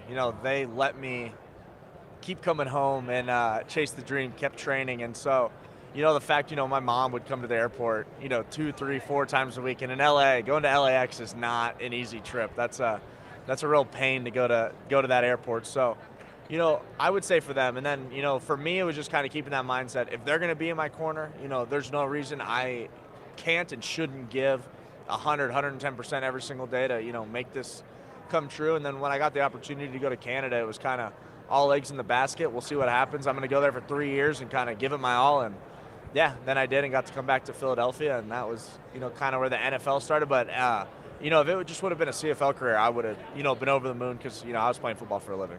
Yeah. So, Alex, you have a sister, Ashley, who does special Olympics in Southern California. Talk a little bit about that connection with you and your sister, Ashley. Yeah. So it's my big sister, Ashley, and so she's been a Special Olympics athlete for 25 years. So my entire life, I've been a fan of, my sister competing in Special Olympics. So to me, that's where I get like my passion and love for sports is, watching her friends, her fellow competitors compete. I think Special Olympics, that's the one thing it's taught me with my career and just playing football even from a young age was one, to give it everything I have and to play with a smile, because I think playing sports is the greatest thing we can do. So even at the NFL level, I think to still be able to play that way is 100% from her and just seeing the way she competes in sports every week, even to this day. You said Ashley's your big sister? Oh, yeah. Did watching her compete as an athlete inspire you as you were following your own athletic career? Oh, 100%. It's the reason I play with a smile on my face. It's the reason I enjoy every day that I get to play because, just seeing, the struggles she had to go through and the struggles, she does go through, on a soccer field, in a swimming pool, all that stuff. So to be where I'm at, it would be, a detriment to myself in my career to not go at that same mindset to every single day that I'm playing football. Absolutely. Hey Vince, I want to ask you, what sports do you do in Special Olympics? And if you had to choose one of the sports that you participate in, which one's your favorite? So I play basketball, soccer, flag football, and golf. And my favorite sport of all time is golf, and I would choose that over any other sport. Why golf? It's very challenging to play on the golf course. Having the patience to play that sport takes a lot. Yeah. Malcolm's also a basketball player. I'm also a basketball player. He plays power forward. What position do you play? So, what was the question again? I play basketball for Special Olympics. What position do you play? I'm usually the one that tries to grab the ball, so mainly like a forward, sometimes a point guard. So we need to get a hoop here, a little so we're gonna have to. So basically, you and me play the same position, basically. Yeah. Yep. Absolutely. So Alex, I wanted to ask you. You faced this Chiefs team this season. What makes their offense so hard to stop? They got a pretty decent guy at quarterback. He's okay. He's an okay guy. I would say, we say it all the time in our meetings. So they have the original play, and you might be able to stop that, but then they improvise and they kind of run a backyard football play after that. So we always say you got to stop the first play and then the second play in one play. And so that's what I think makes them, pretty deadly in the pass game. And then I think this year their run game has really stepped up a ton. And I think Pacheco, in his second year in the league, has played even better than he did as a rookie. So, that helps a lot. And so they have a full dynamic offense. That kind of took a few weeks for them to get in the rhythm, and they have been for, the last 5 or 6 weeks. And they're playing really good football. Yeah, the Chiefs are hoping to win some more hardware this year at the Super Bowl. Vince, I see you've got a lot of hardware and medals yourself. Talk about your medals that you have. So the gold one is from Austria in 2017, and then the silver and the bronze are in golf. Did you just casually say you have a gold from Austria 2017? Wow. So I got in the Super G. It was awesome doing that. Great opportunity to get to be chosen from my state, but also to represent the U.S. And it was the coolest thing ever to go to that. Yeah. Are those medals heavy? Oh, yeah. They're pretty heavy. Pretty heavy. I have medals myself as well. I won a medal at the USA Games. I was part of the Unified Challenge where I was with Miss Alaska's Emma Broyles. Her brother does Special Olympics in Alaska, and I got medals in there. I got a unified basketball medal last year. My unified basketball team went undefeated. We won 7-0 last year, and so I have a lot of medals in my 18 years as a Special Olympics athlete.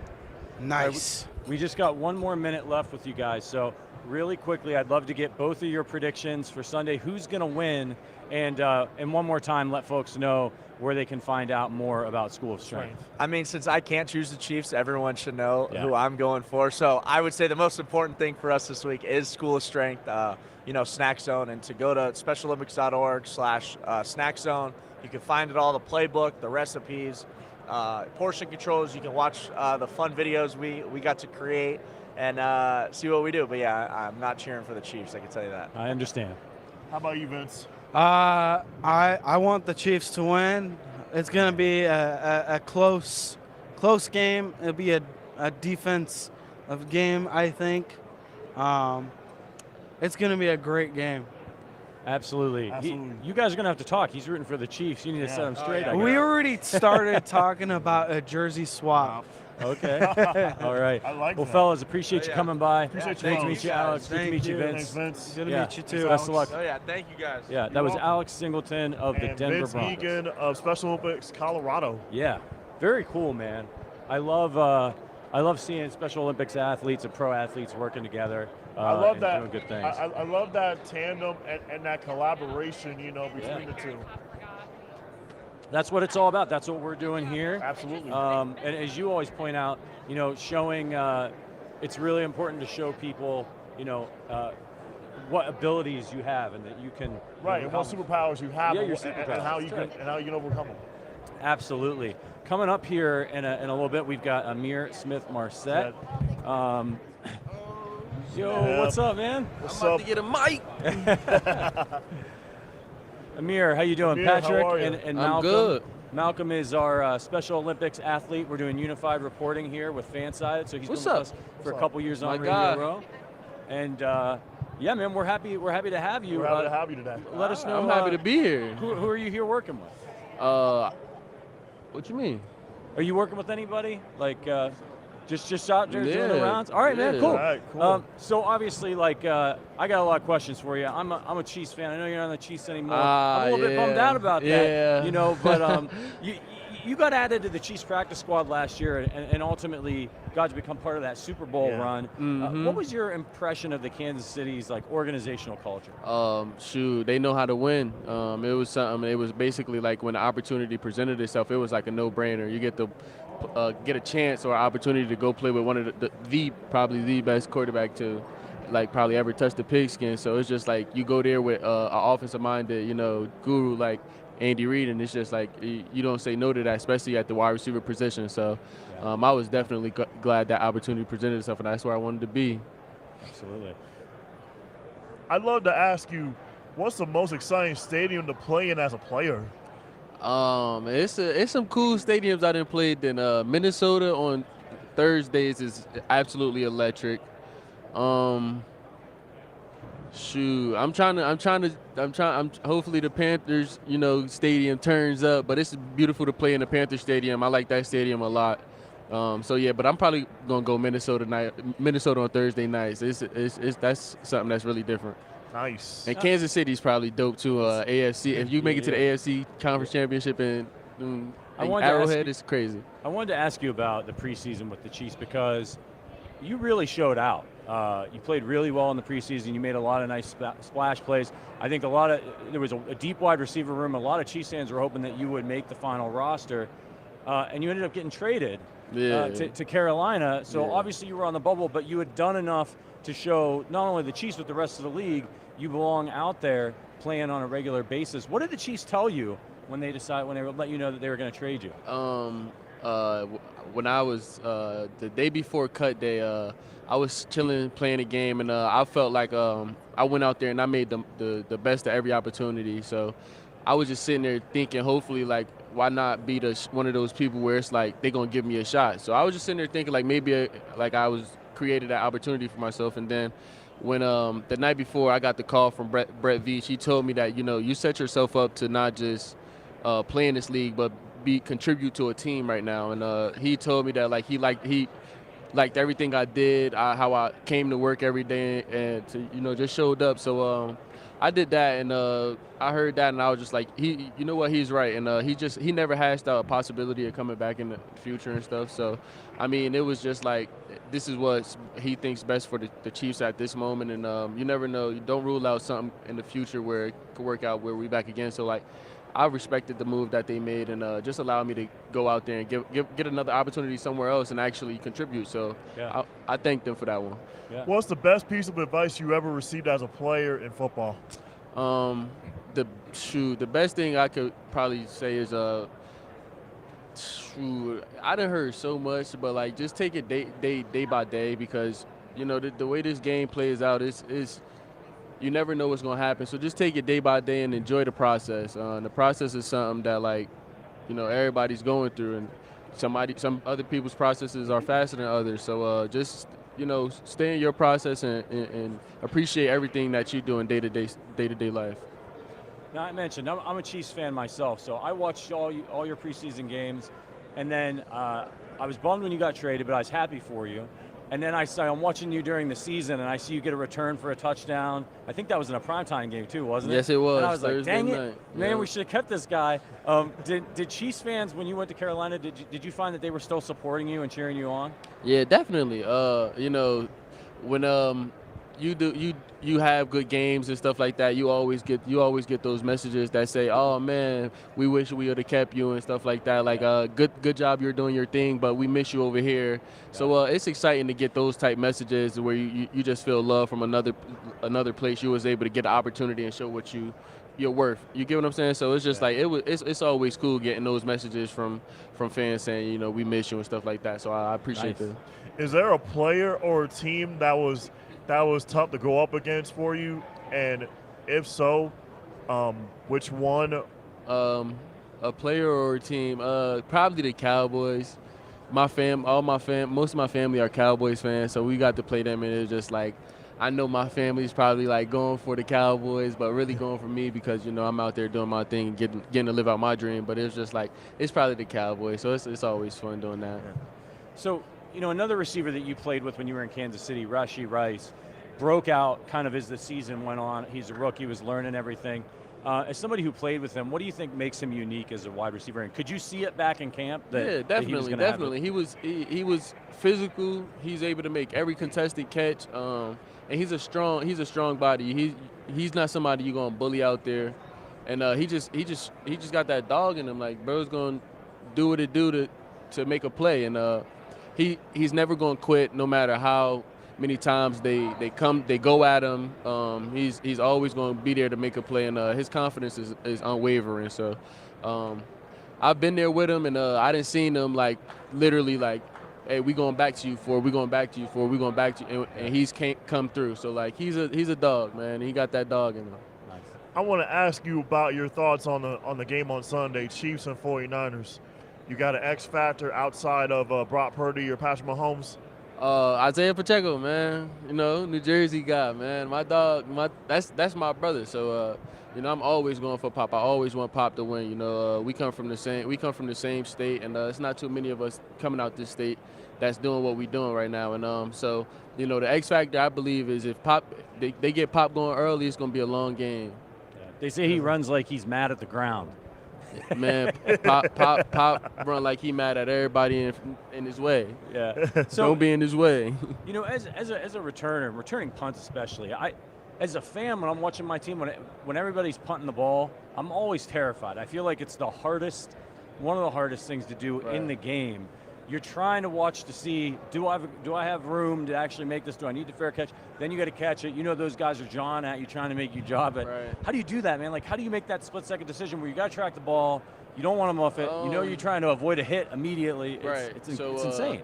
In college, I will always remember my coach saying, time is distance. So, like, if that ball sits up forever, you can count in your head how many seconds is going. Like, if you can 1, 2, instead of just being able to react, you might want to fair catch that one where you got to think.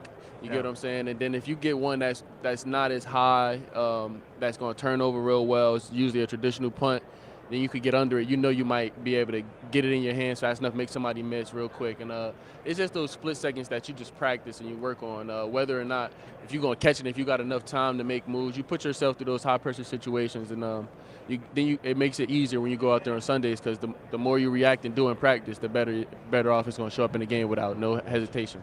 Do you have a favorite sports team outside of football? Do I have a favorite sports team outside of football? The Iowa women's basketball team is my favorite. I like Caitlin Clark. Awesome. Pretty good. She's amazing. She's just lining them up from half court, man, on the logo. It's crazy. She's cold-blooded. Man, yeah, she's cold-blooded. She's a female Steph Curry. Yeah, yep, she is. Yeah, it's quite a scene to see.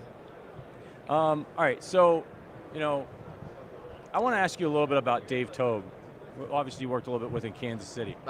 Sometimes Chiefs fans get mad because they feel like the punt returners they'll return a ball inside the 5, and a lot of times you hear like, hey, put your heels on the 10-yard line, don't back up, but they'll do it. How does Dave Toub coach that? Is it the players doing it, or is he coaching it to be aggressive? To be honest, he put people out there that's going to be fearless. 1, 2, if you think you can do it, why not go for it? But because let's be honest, the offense is quite strong, so like they got a lot of faith in 15. So it's like if you feel like you can make something happen when you catch the ball, then make something happen. But like ultimately, at the end of the day, be smart about it.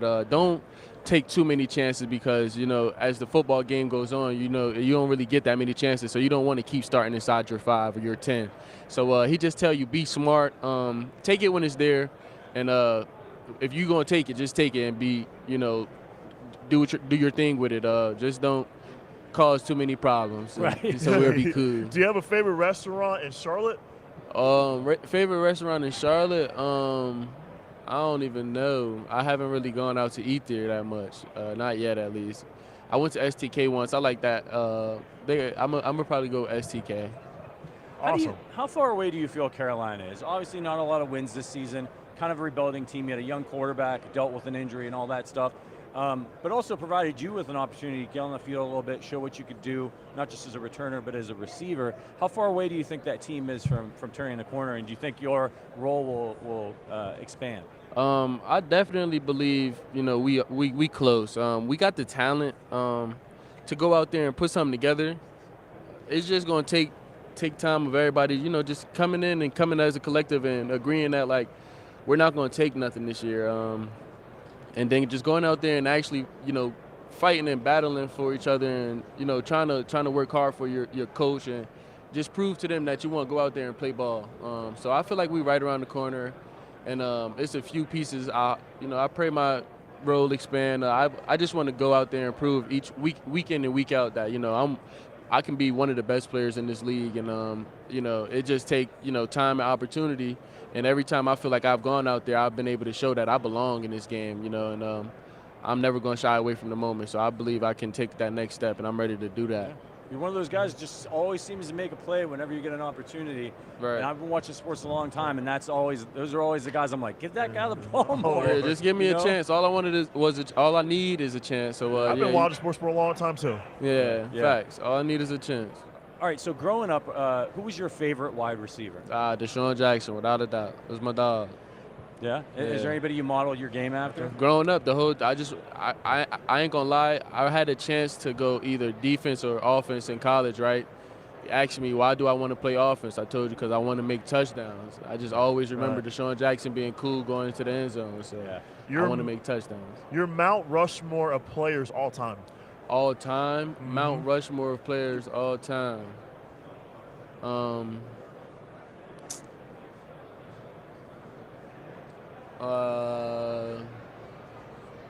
Let's see. Deshaun Jackson's got to be in there. I'm going to go Isaiah Pacheco, New Jersey. Nice. Jabril Peppers, New Jersey. And then me, New Jersey. It's the Jersey Rushmore. It's the Jersey Rushmore, man. They're going to start construction on it next week. All right, we know you got to get out of here. Let's get your final score prediction on Sunday. How's this one going to shake out? 2 real good defenses, 2 real good offenses. It might be a stalemate in there somewhere. I'm saying I'm going anywhere between 24-17 or 31-21 or something like that, somewhere around there. We got the Chiefs. We got the Chiefs. All right, Amir. Appreciate you coming by. Really an honor to talk to you. Yeah, best of luck next season, man. Best of luck next season. That is Ihmir Smith-Marsette of the Carolina Panthers. Thank you. Boy, it was a great conversation. It was. I always like talking to guys who we get to talk to a lot of people out here. We talk to some of the guys who are well established in the league, but then some of the underdogs, some of the long shot guys who are kind of clinging to roster underdogs spots. you just don't hear of a lot. Right. Yeah, you get the opportunity to talk to them and see how did you make it from training camp and you're going to get cut by the Chiefs, but now you got traded to the Carolina Panthers. Now you get a whole runway to work on that. And a Jersey-born guy, for no doubt. I mean, he's from Jersey. Pacheco's from Jersey. I'm telling you, it's like a Jersey Shore type affair. Football factory out there in Jersey. Yeah, Jersey. We're gonna have Fred Taylor coming up here in a few minutes. What's your favorite? Do you have a favorite position on the football field, Malcolm? I do. Favorite position has to be. I feel my favorite position is the quarterback position, the QB position. Yeah, I mean that's the fun one to watch, isn't it? I love watching QBs. Yeah. I love watching Tua, Allen try to do their thing. I love watching Lamar do his thing. I love Purdy and those guys do their thing. I love the quarterback position. It's so cool. Obviously, the camera's on the quarterbacks a lot, but also at the same time, you get to see the different varying skill sets and ways to play quarterback. Right. You have like a pocket passer like Joe Burrow or Tom Brady. You have a sidearm. You have a sidearmer like Mahomes. The way that Drew Brees was, taught about how Patrick Mahomes throws sidearm. Yeah. As a shortstop in baseball, that's the best way you gotta throw the football. Yeah, he is incredible to watch. He is. And speaking of people who are incredible to watch, we're gonna have the great Fred Taylor coming up here.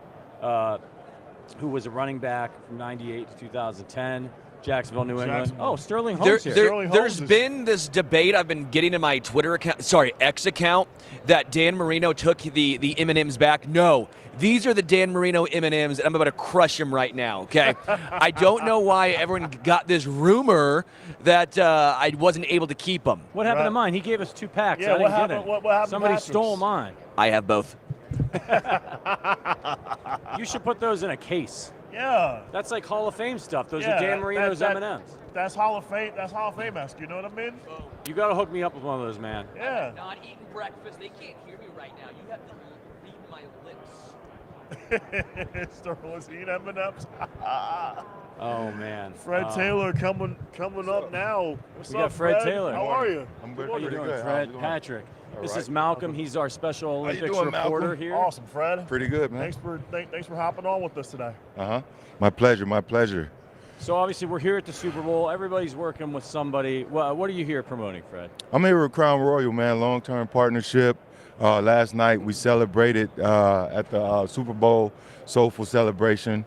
I was able to present Nate Burleson with a Lifetime Achievement Award on behalf of Crown Royal, so that was amazing. Yeah. Nate then had an opportunity to make a donation on behalf of Crown Royal's donation to his favorite charity, which is the Veterans Charity back in Michigan. Very cool. Very cool. My old man, absolutely. I love you too, brother. What's up, Shrep? What's up? I'm working. Oh, we I'm working. You want to step and say a word? Come on in, Emmitt. Come on in. What's up, man? Hold on, guys. I'm sorry. It's all good. It's all good, bro. love you more. Oh, I'm breaking down. We breaking stuff. It's all good. It's all good. Hey, rolled right up for us. Yeah. I'm here enjoying it. We'll see, man. You know, I appreciate See, when you're on Radio every word Row, you ever put in for me. You never know who's going to come by. Yeah, you just never Thank know. you. Pappy. Thank you. Love you, man. I mean, this is I'll this hit is you. awesome. I hit your line. Emmitt You staying Smith some clean ones in too. a pair of Concords. Just, I say you staying some clean ones. crashing. Look at you. Just, you know, All you right. saw Chad Ochocinco pass by. Yeah, Ocho. Yeah. You know, I mean, I'm just here trying to work on behalf of Crown and talk about my beautiful partnership. Yeah. You know, talk some football, and I got legendary Ocho, obviously. Yeah. He's so bright, and everyone loves Chad, and he loves everyone. Yeah, Then the GOAT himself, the all-time leading rusher, Emmitt Smith. Yeah. So it's always good chopping it up with Emmitt. So That's NFL royalty right there. Fred. Yeah. At its best right there. Mm-hmm. two great running backs coming by our studio today. Yeah. And my old man is a huge Crown Royal fan. He just retired a year ago, so he's in Alabama right now on vacation, sipping Crown Royal. So I know. Has he ever tried the Freddie T, the signature cocktail? I don't think he has. No, he puts it in the freezer and then drinks it straight. I like that. No ice. You don't water it down. Yeah. But just add a splash of ginger ale to it. Okay. Then he has my personal favorite. Okay. You know, Crown and Ginger. So you got to shoot him a text and let him know I'm that sure I he's recommended that one for him. Dad, Fred Taylor says, yeah, do it up, man. Little ginger. That's right. Little ginger. So during your career, you had 7 1,000-yard rushing seasons. Mm-hmm. How the hell did you do that, man? Like, how did you hold up? I mean, this is not a position for the faint at heart. That is impressive, Fred. I want to know, like, how'd you do it? How did I do it? Well, let's just say I wasn't drinking Crown because I have to drink responsibly. I just a lot of hard work. You know, just a lot of repetition, a lot of hard work, practicing, training, proper nutrition, getting my rest, believing in the coaches, the system, and just getting out there and competing. I think the one determining factor is really just competing. Yeah. You know, each and every play, just going at it as hard as you can, never taking a play off, and then eventually good things happen. And for me, it took me a while to kind of understand that part of it. I just was playing off natural ability when I first came in. Then I endured some injuries, and then soon after, when I realized that it mattered, that it really mattered a lot, I started doing those small things I just mentioned: getting proper rest, not going and hanging out as much, eating right, getting into a lot more stretching, taking care of my body, and then better things started to happen. Were there players that you modeled your game after, Fred? When you were playing in the NFL? Well, I can tell you a quick story. I wore number 21 in college, and I thought I would get it in the NFL, but my teammate who had it at the time, he wanted $50,000 for it. I won't say his name, but he's a great guy. We became amazing teammates. So number 28 was available. Right. And the guy I modeled my game after, which was Marshall Faulk, I saw him as a freshman. He tore up the University of Miami, who was in their heyday back in those days. Yeah. And he had an amazing game, almost went for 200 as a freshman. And I wanted to play like him. So when I had to make a decision on the number, 28 was open, I took it. So if I was talking to somebody who never got to see Fred Taylor play, and I had to describe your running style to them, how would you describe your running style? It's unpredictable. I'm a slasher. I don't know. I just do it all. Yeah. I don't really know how to summarize it other than that. I can do everything. I can run you over big enough, 230 pounds. You know, I can stiff arm you. I can spin moves. I have really good feet, really good vision, really good hands. Hurdle over a defender? I don't like hurdling. No. No, you don't? I don't. I won't. I hated leaving the ground. Right. I didn't like leaving the ground. Now I'm vulnerable. Right. You know, but I've seen guys that has that dynamic ability, but I just never once enjoyed leaving the ground. I'd rather to try to, split you in half and run through you. But, I really can't sum it up in other than I was able to do it all. Sure. Man, Fred, I got to ask you, did you have a favorite moment playing for both the Jaguars and Patriots? Well, my favorite moment playing for the Jaguars obviously was, just one, being drafted there. Like my very first game, It was in Chicago, September of '98 in Chicago, and I grew up admiring Walter Payton. He was one of my favorite backs. He was actually the person who got me into, football. I was 9 years old in 1985, which is the year the Bears won the championship. So Sweetness was the man. Yep. So I just fell in love with how he was able to run the ball. And Chicago was my first NFL game in Soldiers Field. Yeah. So that was one of my favorite moments. Something I'll never forget. And for the Patriots, just playing for the organization itself, didn't really go quite how we expected. It wasn't necessarily what some consider the Patriot way at the end. Well, in terms of winning it. Right. But everything else is a well-tuned, well-tuned machine. Yeah. And just to being in those meeting rooms, listening to Coach Belichick, listening to Tom Brady, understanding how they were so successful, that was more special and meaningful for me than actually going out there playing. Right. We talked a little bit about your running style. The Chiefs here playing in the Super Bowl have a guy in Isaiah Pacheco whose running style is very unique. People say he runs like he's angry at the ground. What do you think of his running style? He has good vision. He runs hard. Not an extremely big guy, but he runs hard. With a lot of effort. He puts his head down and he just goes. And what's up, Drew? Good to see you, man. I'm good. Good to see you. Drew Brees, man. Drew Brees, legendary guy yes. right here. Maybe I shouldn't have been on the corner right here. I would probably been safe. But no, Isaiah is a really good back. He doesn't get enough credit a lot of times, but he actually makes that offense go. If they're not running the ball, then they can't do those slip passes behind the linebacker level to Travis Kelce. So it's really, they don't have a ton of weapons, but they use their weapons effectively. How do defenders feel about having to deal with a guy like that they know he's going to come every time, man, and make them earn it? They're going to come too. Yeah. But it's mano a mano, and I would prefer that. And all of the defenders I know that are really good players, they welcome that sort of action. Yeah. They in fact want that more than a guy who's not giving his best effort, because the game gets boring, and then you can lull them to sleep, and before you know it, this guy who's not very good can burst out on a 30, 40-yard run, and now they're upset with themselves the entirety of the game. So really good defenders want to be on their toes at all time, and Isaiah's the type of guy who will keep them on their toes. Was there a team or a player in your career that was the toughest that you had to face? Bob Sanders, his career wasn't very long, but every time we met, it was 1,000% effort from him. But I think the one guy who trumps Bob, in my opinion, is Troy Polamalu. Troy, you know what you're going to get each and every play. I enjoy playing the Steelers, their entire defense, but Troy Polamalu, he led that defense, and obviously he's a Hall of Fame player. On the 49ers side of this thing, you got a guy like Christian McCaffrey. Do you think he's the best running back in the NFL right now, and what makes him so dangerous? Yes, he is the best in the NFL. He's another guy who can do it all. He has jump cut ability, he has speed, he has good vision. He can catch the ball really well. He can run great routes out of the backfield. He's more than a complimentary piece. He's been very consistent. At that position, you have to have an extreme level of consistency, and he's that. His yards per carry is always high. Even in Carolina, being able to leave a different system, and show that there's no fall off.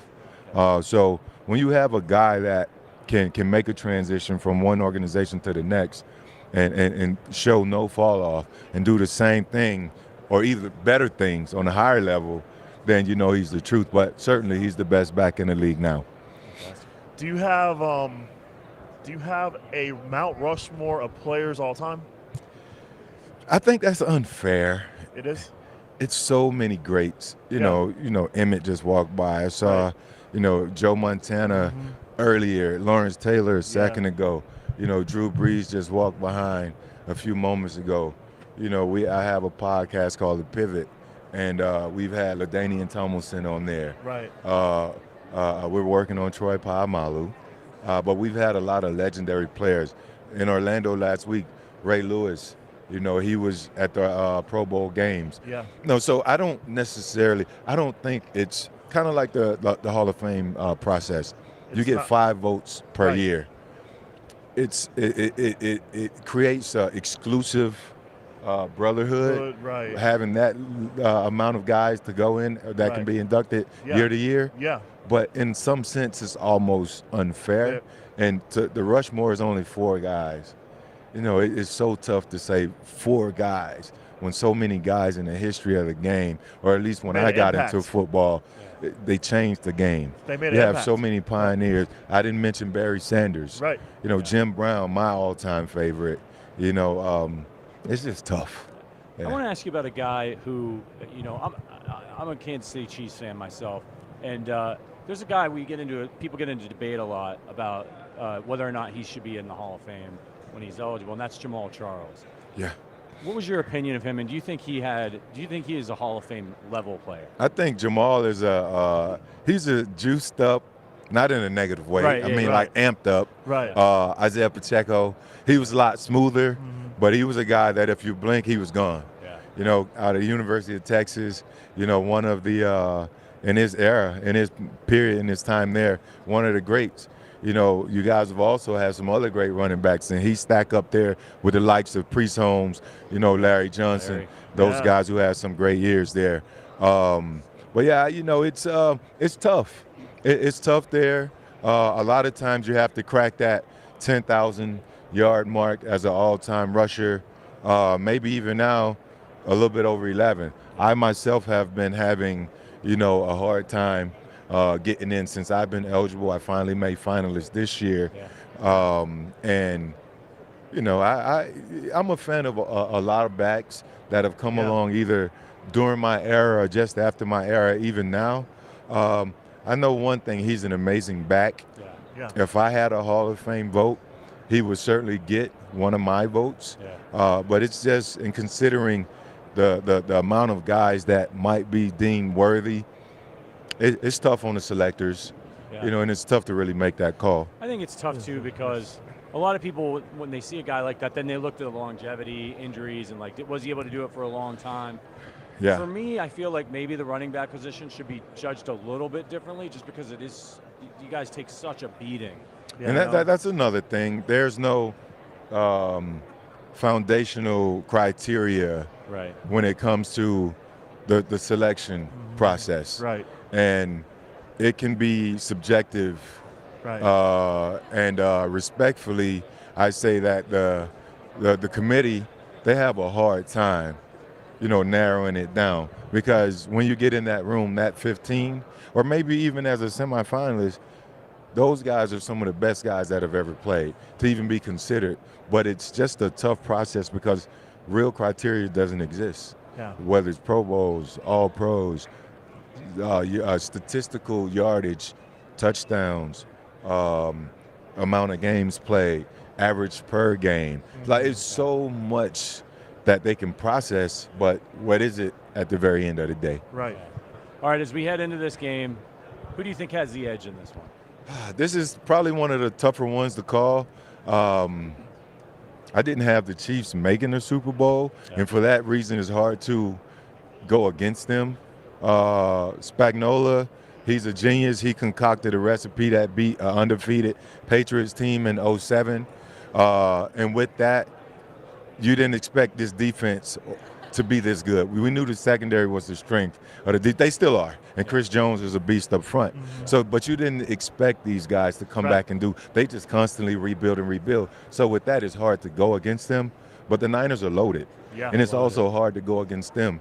If they protect and give Brock time and utilize Christian McCaffrey effectively and pick up those blitzes that Spags are going to, those zone blitzes that he loves, they give themselves an opportunity. George Kittle to slip behind the secondary. Christian McCaffrey out on some hot routes. A couple deep shots here and there. They have guys in Brandon Ayuk, Deebo Samuels that can do that. On the defensive side, you know, when you look at the DNs there, it starts with them. And I think Fred Warner is a great matchup against Travis Kelce. Unlike what Queen and zero, I can't think of his name, in Baltimore right now. Roquan Smith? Roquan Smith. Unlike they're not known as coverage backers. So the Chiefs were able to take advantage of that last week, 2 weeks ago. So it's a toss-up for me. I don't want to bet against Patrick Mahomes, and I also know that San Fran has the wherewithal and the guys to make it happen. Do you have a final score prediction? If I was a betting man, which I am, but don't take my word for it, I think I like the over 46 more than I like the actual spread line. Right. So, but I don't know. It's always up in the air. You never know. Oh, well, we really appreciate you coming by. My pleasure, guys. Great to meet you. Thank Great you, guys. conversation. Appreciate you. Yeah. It was amazing questions. Yeah. Have a good one. All right, best of luck to you. Best of luck. Fred Taylor, man. I mean, Fred Taylor, man. Wow. Hall of Fame finals. You know what you can see right away, is he's got guys coming over here like crazy. Drew Brees, he's obviously a popular player. Yeah. And we got Vernon Davis coming up here in just a second. Former 49er, played for Denver, played for Washington. I was thinking. Good to see you again. How you doing? I don't know if this will work, but Good to see you again, Malin. We're setting up a little. also have these like mic stands. All right, let's see. We got a pickleball thing coming, I guess. Think we got pickleball of some sort? Yeah, we're trying to figure out how to set it up. I'll set this up. It's like. Yeah, so Vernon's working with Smirnoff, it sounds like. And they're going to be serving up a smash on the Las Vegas Strip with a one-of-a-kind pickleball showcase for picklers and fans 21 and older to experience the bold combination of the brand's newest ready-to-drink offering, Smirnoff Smash Vodka Soda.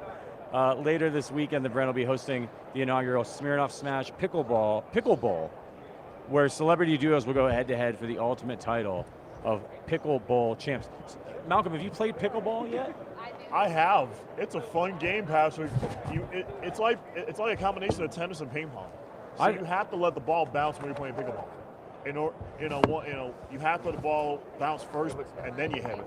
I have not played pickleball yet. It looks fun. Like I said, it's a combination of tennis and ping pong. So But you have to let this hit the ground first. It's got to hit the ground. All right. Yes. Okay.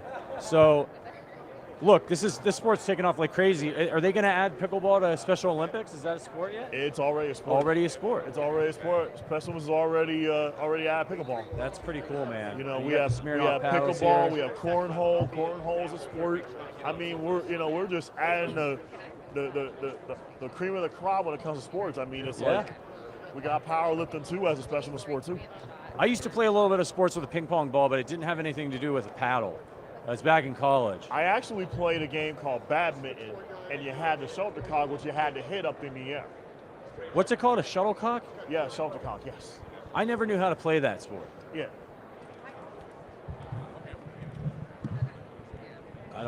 I'm not sure. We gotta get this off of here. Yeah, we just got to get the drink I'm trying to stay hydrated. How you guys doing? How you doing, Vernon? Good to see you guys. Good to see you, Vernon. I'm Patrick. Good to see you again. This is my guy, Malcom. Good to see you again. Yeah. Malcom is our Special Olympics. We're doing unified reporting, so we're excited to have you over here. Tell us about what you're doing with Smirnoff. So right now we're promoting our new beverage, very innovative, Smirnoff Smash, 100 calories, and it's extremely delicious if you haven't tried it. I haven't tried it yet. Oh man, it's amazing. When I get out of here, you got to try it. They got it in the casino? They got it at not at the casino, but we can make it. We can put it in the casino. Okay. We can do that. All right. So what's going on with this? There's like a pickleball thing happening, you guys? Yeah, pickleball competition, and at Sports World. It's Saturday at 2:30 p.m. Okay. Kay Adams is my teammate. Oh, okay. I know Kay. Yeah, Kay. So it's going to be. I think it's going to be a good one. It's going to be fun. You're going to do all right. She's competitive. She's very competitive. Yeah. She's very competitive. That's why I'm glad to have her on my team. Yeah, absolutely. Who are you guys going against? We're going against Saweetie and it was host. Who else we're going? I gotta look at Did they give you the list for that? I don't have the list. I don't have the list either. I wish I did. Well, we'll get you the rest of the names. Well, listen, Vernon. Let's talk a little football. You had a long career in the NFL. we were just over here talking to Fred Taylor and his incredible run, too, with 7 1,000-yard seasons. What was the secret to your longevity? The secret to my longevity, I would have to say stretching. Stretching all the time. Like, I would stretch numerous times a day. Not only stretching, but chiropractor, massage. I think those are the things that really kept me in the game and kept me going. Yeah. Flexibility, pliability, all that stuff. All that stuff. We see Patrick Mahomes work with his trainer a lot, and he's kind of like Gumby. He gets in some weird positions and he doesn't get hurt. I saw that. Yeah. His trainer Bobby Stroop talks about you don't want to be going into a position for the first time. I think is kind of what he says. Yeah. So if you find yourself in that position in the football field, your body may be able to adjust to it. Yeah, you got to be able to adjust, and he's practicing that. And it's interesting you say that because I used to walk on the side of my ankles, like I would turn my ankles and just walk like that. Because if you think about it, if you ever in that position in the game, reason why guys roll their ankles because they're not moving it enough. Right. So if it's flexible, then you don't have to worry about twisting your ankle. Makes sense. Hey Vernon, I would love to ask you, what are some similarities between your 2012 Super Bowl 49ers team and this year's 49ers team? What are some of the differences? I think the difference is, if I had to say the difference, I would have to put that on the. I think the energy is there. What I look for when I see a team based on like the team that we had in Super Bowl 47. Yeah. I think the tenacity, the sense of urgency. Yeah. Right. The sense of urgency is there both offensively and defensively. Right. And it's just all clicking just the way it clicked for us. Mm-hmm. That's what I see. I don't really see. I just see the same approach when it comes to the game. I mean, you can tell like guys know like if we don't win this, we're not coming back. This is it. We're done. Yeah. And you have to have that. And practice has to be that way as well. Right. Like when you go to practice, you have to practice fast, strong, hard. Like you can't take it easy. Yeah. Well, let's talk tight ends a little bit. Something that you know a little bit about. What's the hardest part of playing tight end in the NFL? The hardest part about playing tight end in the NFL would be, I don't know. I think the hardest part is just maybe getting up every day and going in and being consistent, staying consistent, giving that same effort and energy to the next day that you did as you did the last. Yeah. That's probably the hardest part. What about the easiest part? The easiest part is, I think, being a great teammate.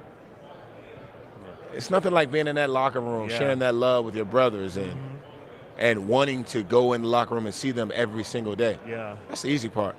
Guys have different approaches to playing the position. We were talking to Dalton Kincaid yesterday, and he was joking that sometimes not a lot is expected of tight ends when it comes to blocking. So sometimes when he makes a good play, he likes to run over and talk about it. What was your approach to playing the position? My approach to playing the position was just being balanced. I wanted to be the same way I loved catching the ball and scoring touchdowns. I wanted to do the same thing in the blocking and passing game. Yeah. When it comes to pass protection and run blocking, I want to be that same way. And that was my approach, as well as doing everything consistently when it comes to the training and preparing. My prep was toe tapping 100 times a day on the sideline so they can become repetitive. And in my mind, it was all I saw it over and over and over. Yeah. What else?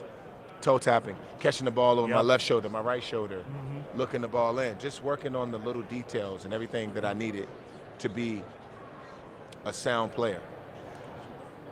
Love to ask you, Vernon, where does George Kittle rank in current NFL tight ends in your mind? I think George Kittle is definitely top 20. You know, it's too early to really put him higher because I don't feel like he's played enough games.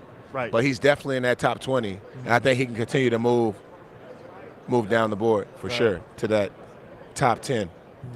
Kittle's a very well-rounded tight end. On the other side of the field, you're going to have Travis Kelce, who's been an unbelievable receiver over the course of his career. Where do you think he ranks? Some people think he's already the GOAT tight end. Obviously, you got Gronk out there. You got guys like Tony Gonzalez, yourself, of course. Where does he rank? Travis Kelce's won how many Super Bowls? 2, right? 2 Super Bowls. 2 Super Bowls, correct, Vernon. He's played how many years? 10? 11? Ooh, more than 10, I think. More than 10. Yeah. He just passed Jerry Rice for the most playoff receptions. Okay. This Let's start putting him in that GOAT category. Touchdowns, for sure. yeah. I mean, he has the years, he has the numbers, Yes. Yeah. he has the Super Bowls. I mean, I don't see any other way. Yeah. What do you think makes him so special as a receiver versus other guys? I think what makes him special is that he has this unique ability to always get open. Yeah. Yeah. Like Jordan Reed. Jordan Reed was like that. Very crafty, basketball background. He always found himself getting open. What do you? Oh, go ahead, Malcolm. So if you had to, did you have like favorite players, like tight ends growing up as a kid? That Favorite. And also I would ask, is there a current tight end that models your game, such as yourself, that impressed you most? Yeah, I think the most physical guy would be George Kittle. He's very physical. I would say George for sure because of his ability to catch the ball and run, get open, and he loves being physical. Yeah. All right, we know you got to get out of here soon. We just wanted to ask you, who do you think has the edge in this game, and what's your final score prediction? I think the edge. I think right now, I'm about to say the Kansas City Chiefs have the edge right now. Yeah. Just by the way they've been playing the game, and Patrick Mahomes is. I mean, you can look in his eyes. He's very determined to come out victorious. I mean, in any and every game. I mean, he's the man. Yeah. He's awesome. Yeah, the Chiefs definitely have the edge in this one. All right, Vernon, thank you so much for coming by. Thank you, sir. Great to meet for you. coming on today, man. We appreciate you. Yeah. Appreciate you guys, man. Make sure you check out Smearing Off the You Pickle are, Vernon. Bowl. It's happening on Saturday, and I'm sure you can find the information over there on their website. Man, we get to interview some really incredible really cool players here, Malcolm. Yeah, we do, and we got Lisa Kerney on deck. Yeah. FanDuel host. This is gonna be fun. It's gonna be fun interviewing Lisa Kerney. I can't wait. Has anybody got this FanDuel code for me? I'm doing it with her. Oh, you're coming on? Are we switching out? Yeah, you can move over there for a second. Oh, I'm out of here. Appreciate y'all. We'll see you in a couple hours on the Arrowhead Attic stream. My man. Yeah, we got Lisa Kerney on deck. She's coming aboard right now. And hi, Lisa. How you doing? Excellent. No, we haven't met yet. I'm very pleased to meet you, though. Very pleased to meet you too, Lisa. Thanks for having me. Absolutely. It's our pleasure. Let me put my Starbucks down. Okay, thank you. Sterling is back to join me. I'm back, baby. I needed like a 45-minute break, you know? We've been here since 8 a.m. More coffee? It was more coffee. Yeah, I had yeah. some M&Ms. It was a whole joke because Yeah. Dan Marino gave me M&Ms yesterday, and everyone's like, "Are you gonna sell it? What are you gonna do with them?" I'm like, "I'm gonna eat them. I'm gonna eat them. I get hungry." Lisa, I know you're here with FanDuel. Yep. What's that partnership like with FanDuel? The partnership with FanDuel? Yes. Well, I feel like I'm one of the OGs, if you will. I've been with FanDuel for 5.5 years. I joined FanDuel right when the PASPA repeal happened, way back in 2018. So it's funny when I look around the landscape of our company and how fast we've grown in those last 5 years. Like, I still think I'm like the young, like TV person. And then I look around, I'm like, oh my gosh, they're like way younger people than me right now. Yeah, you're like, wait a minute. It's fantastic. I mean, the industry's exploding. We've got just great buy-in and great partnership from the leagues. And so it's a really exciting time to be at FanDuel and in sports betting. Yeah, and not just that, we have a FanDuel code for you. If you haven't downloaded the FanDuel app yet, you'll definitely want to take advantage of this offer for the big game. New users who sign up through our link must deposit $10 and place a first wager of $5 on any live bet. That bet wins. You will receive $200 in bonus bets straight to your account. This offer is only available if you sign up through our link, bit.ly/arrow200. You can find that link in the description below our stream, as well as scan the QR code on screen to start signing up. Again, the link is bit.ly/arrow200. FanDuel.ly/Arrow200. This offer will end shortly after the game, so make sure you don't miss out. Offer is only available to new customers who are 21 plus and physically present in legal gambling states. Please remember to always gamble responsibly. Check the episode description for the link and the full terms of the offer. Again, we're here in Vegas. I needed to take those advice. The please gamble responsibly. Roulette has not treated me well. That's why you go to FanDuel. Oh, yeah. You tap into our system. We have a great marketing campaign called The System. Our goal is by 2026, 50% of our users to be utilizing our safe gaming tools that are on our websites. They're easy to access. They keep you in line, man. Yes. So jump on the website, jump on the app, and get yourself straight. Lisa, I've loved your career as a host, as a journalist. What advice do you have for me as a journalist for the rest of the week? For the rest of the week? Yep. Just do the thing. Be you. Be a fan. Pull everybody. Like our job as journalists, right? Right. It's to pull in the viewers, the readers, whoever it is that you're distributing your content to. You're pulling them into the experience. So share what you see, what you hear, what you're feeling, what the energy's like. That's our job. If we're doing that, if people at home are saying, "Man, I feel like I was at Radio Row this week," then you've done a really good job, Malcolm. Thanks, Lisa. When you look at the upcoming Super Bowl, obviously Chiefs, 49ers, he's actually a 49ers guy. He's a 49ers We're guy, about to go to blows. I've been saying I'm a Chiefs guy. Oh. See, it's tough. We have the nice little rivalry going. We have the nice rivalry going here. I like it. What are you looking at most in this upcoming game? I selfishly need the Chiefs defense to come as the Chiefs defense has been coming all year long. This is the best defense we've seen in the Andy Reid era in Kansas City. 17.3 points per game we gave up all year long. We flipped that, 13.7 in the postseason, and that's just the defense. Yeah. Then you've got this offense that's absolutely lights out. You wake up the day after the AFC Championship game, and the Chiefs are getting points in the Super Bowl. Like, they come in as an underdog that in the last 12 times that they've been underdogs, they've won 9 straight up. It's 9 out of 12? That's insane. As underdogs, That's insane. They relish that role. So very excited to see the defense ball out. We know the offense is going to do what they do. One of my favorite players is Isaiah Pacheco because of how hard he works. Do you have an X factor outside of Purdy and Mahomes, Lisa, that you think is going to make a huge impact in the game on Sunday? I do. I think Rashee Rice has really come on so strong. You know, throughout those, as Chiefs fans, we realize there were a number of games leading up to the postseason where you're sitting there going like, if we don't figure out how to catch the ball, we're going to be in big trouble. So our most reliable receiver being Travis Kelce, his role on the team, he was dropping balls all the time in those last 3-4 games leading up to the postseason. Rashee Rice will catch the ball. He is consistent. He is constant. I appreciate him. So 2 of my favorite players to watch right now are Rashee Rice and Isaiah Pacheco because he just runs so hard. Do you have a player that you're watching for the Niners?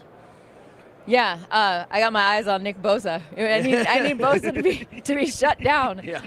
He's gonna do what he does because he's an incredible, phenomenal player.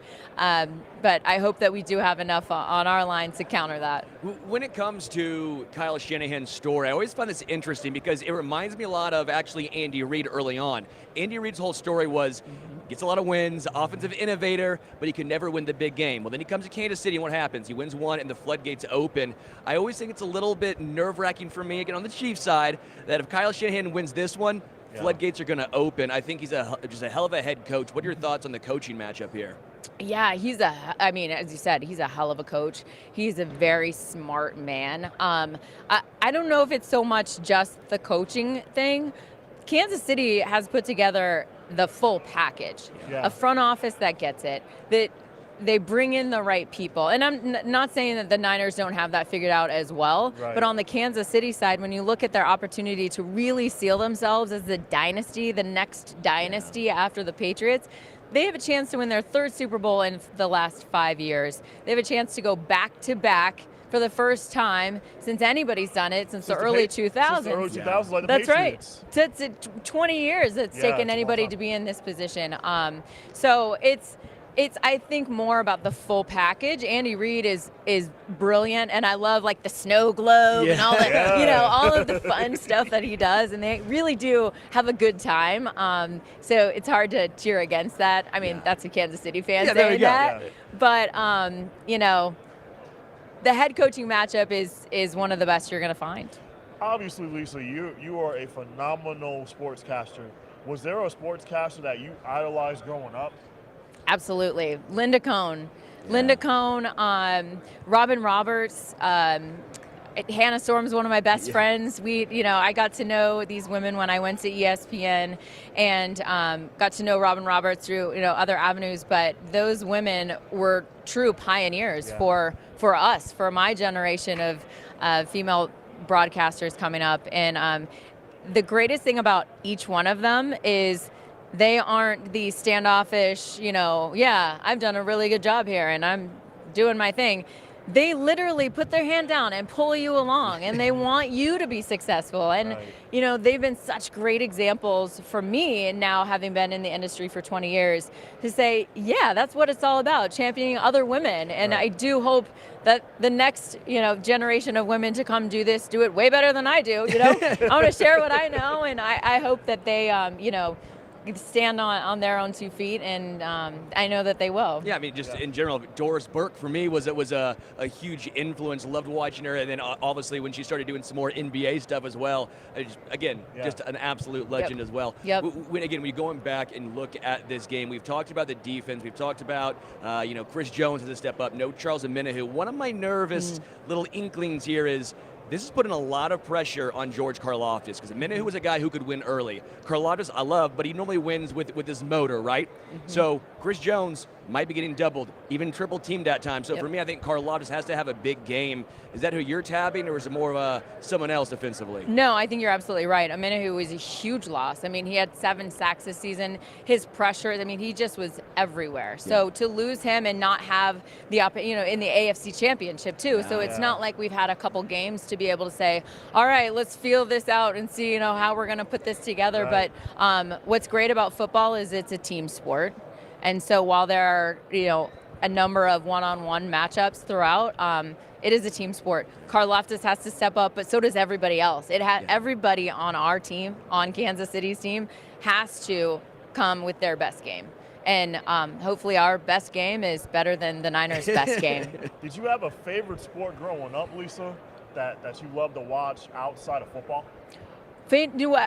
No. Football has always been my number one sport to watch. I played basketball in college, so I'm a hooper. I'm a point guard. I drive. I know what. 2, let's go. I'm coming down. Yeah. Let's go. Fast break. So I love basketball. That's always been in my blood, but I've more than anything sat down on the couch with my dad and my mom and my siblings when we were young, and we watched these Chiefs games when I was a tiny little thing. Speaking of basketball, I played basketball for Special Olympics. So last year, I played unified basketball, and my unified basketball team, we were undefeated. Wow. Heck yeah. 7-0. Heck have you seen the hands? I gotta post you up. Get in here and box out. Take you down. Yeah, I play power forward. Oh man, that's awesome. Tim Duncan-esque, right? Yeah, I'm Tim Duncan-esque. I'm grabbing rebounds all day, posting up, dunking all day. What's your comfort range? My comfort range is like mid-range. Outside, I can shoot threes really well. Yeah. My free throw shooting is like 80% from the free throw line. Get down to the short corner. Yep. The little pop of the little guys. My most points I scored in a game was like 38. Oh wow. Oh, no big deal. Just dropped that 38 on us. Not a big deal. And wow. I actually made a game-winning basket, and that basically sent my team to States. My coach literally hugged me after the game. As he should. Yeah. I hope you felt really good about yourself. I did. What an incredible moment for you. It was an incredible moment. I really just knocked down the shot, just knocked it down, cool, calm, collected, just shot over the defender's hand stretched out, shot it, made the basket, won the game for my team, and we made the States, and we won States that year. You know what's cool about that, Malcolm? The way that you just described that whole moment and what you were feeling, you will always have that with you forever and ever and ever. Always. What a cool gift, right? Sports, man. Sports. It always comes down to it. Sports, man. You've been a Chiefs fan a long time, so we're in the same boat here. Did you ever think that we would become the villains? Because did you ever think that the Chiefs would be the team that they're now the hunted? Now they are the team that beat you because they have the better quarterback, that they have the better head coach. Because growing up, I'm sitting here going, it's never going to happen. I'm just going to be alone in a world where my team never wins. I'm a Royals fan. I went to Mizzou. It's a hard life, but all of a sudden the Chiefs have done this. Did you ever think this was possible? Yeah, that it's a hard life flag. We can't fly that anymore. Cannot. No one's feeling No sorry for us sympathy. at all. One of my favorite players of all time is Marcus Allen. I love the way he played. I would watch him like at the goal line, and he's jumping over everybody and bowling into the end zone. Marcus Allen, who played for the Raiders. He also played for the Raiders. That's absolutely right. He back in those days, you're like, it was almost like we were having our own little like DFS. Like I would play, I would cheer on certain players and be like, he's so good. Yes. Our team not so much, but like he's so good. Brees Holmes. Brees Holmes. We got Larry Johnson. Yes, all those great names. Rest in peace, Derek Thomas. Yep. I mean, such an incredible player. So you'd root for these guys, and as every sports fan knows out there, you give them your heart and soul, and you're just Don't like, forget about please Torrey don't Pope break as well too for the Chiefs. Absolutely right. Yeah, just here's my heart and soul. Please take me somewhere. So as Kansas City fans, it's been a nice run. Yes, absolutely. Lisa Kerney, thank you so much. Honestly, really do appreciate the time. I know we're rooting for the Chiefs. We're sorry, Malcolm. We apologize. In advance. In advance. But you see, you both are actually leaning me towards the Chiefs because I actually said, as much as I love the Niners, I just don't think the Niners have it in them to win this game. I just think the Chiefs are going to actually make it. I think the Chiefs are actually going to win it on Sunday, and I just can't wait, just to see it in person because I've always wanted to cover the Super Bowl. It's been a dream of mine. Like in all my years of sportscasting, like as a 34-year-old, I mean, I'm here for the second straight year. I mean, who would have thought that I would get to do this as a unified reporter for the second straight year with FanSide, with special moments? I mean, it's just, the world is my oyster. I just want to see where this goes next. It's been a dream of mine, and I'm not going to stop, and I'm just going to keep going. You know who the winner of this Super Bowl is? Malcolm. It's Malcolm. High five. Thanks Malcolm, for having me. This was such a pleasure. I really appreciate it. Thank you so much. Thank you, FanSided. I enjoyed talking to you, Lisa. It was an honor. It was an honor and a thrill. Thank you. Thanks for having me. Also, go FanDuel. Come on now. FanDuel. If you're not doing FanDuel, you're doing it wrong. But also gamble responsibly. 100%. The system. Get your tools down. Thank you, Lisa. All right, you got it. Thanks, guys.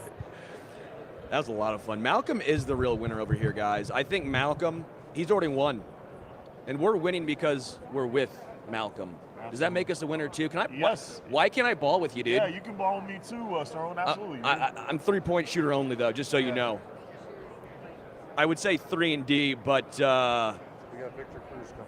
I don't really have much defense, so I'm kind of more of a line. You can work on defense a little bit, Sterling. My defense is pretty good too. I try to stay in front of my defender as much as I can. So we're gonna have Victor Cruz I up can't next. wait for Victor Cruz. He's probably got us a lot, but you better believe I'm going to ask him to do his little touchdown celebration. Yeah, I would love to. I would love to ask him, like, how did he get that?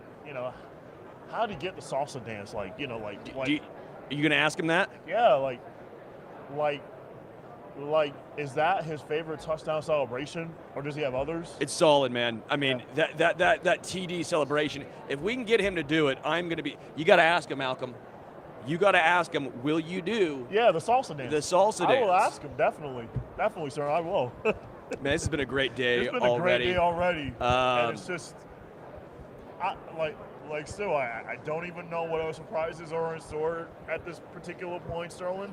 I'm just on this ride, really. I just don't know. Yeah, that was so much fun with Lisa. Yeah, it was fun. I didn't know she was that big of a Chiefs fan, too. Yeah, you two are just... It's great. Talking Chiefs, all three of us, we were just talking Rowland Chiefs players and everything. It was fun. Oh, it's awesome. Oh, yeah. Victor Cruz also. Just so you know, Victor Cruz is with Captain Morgan.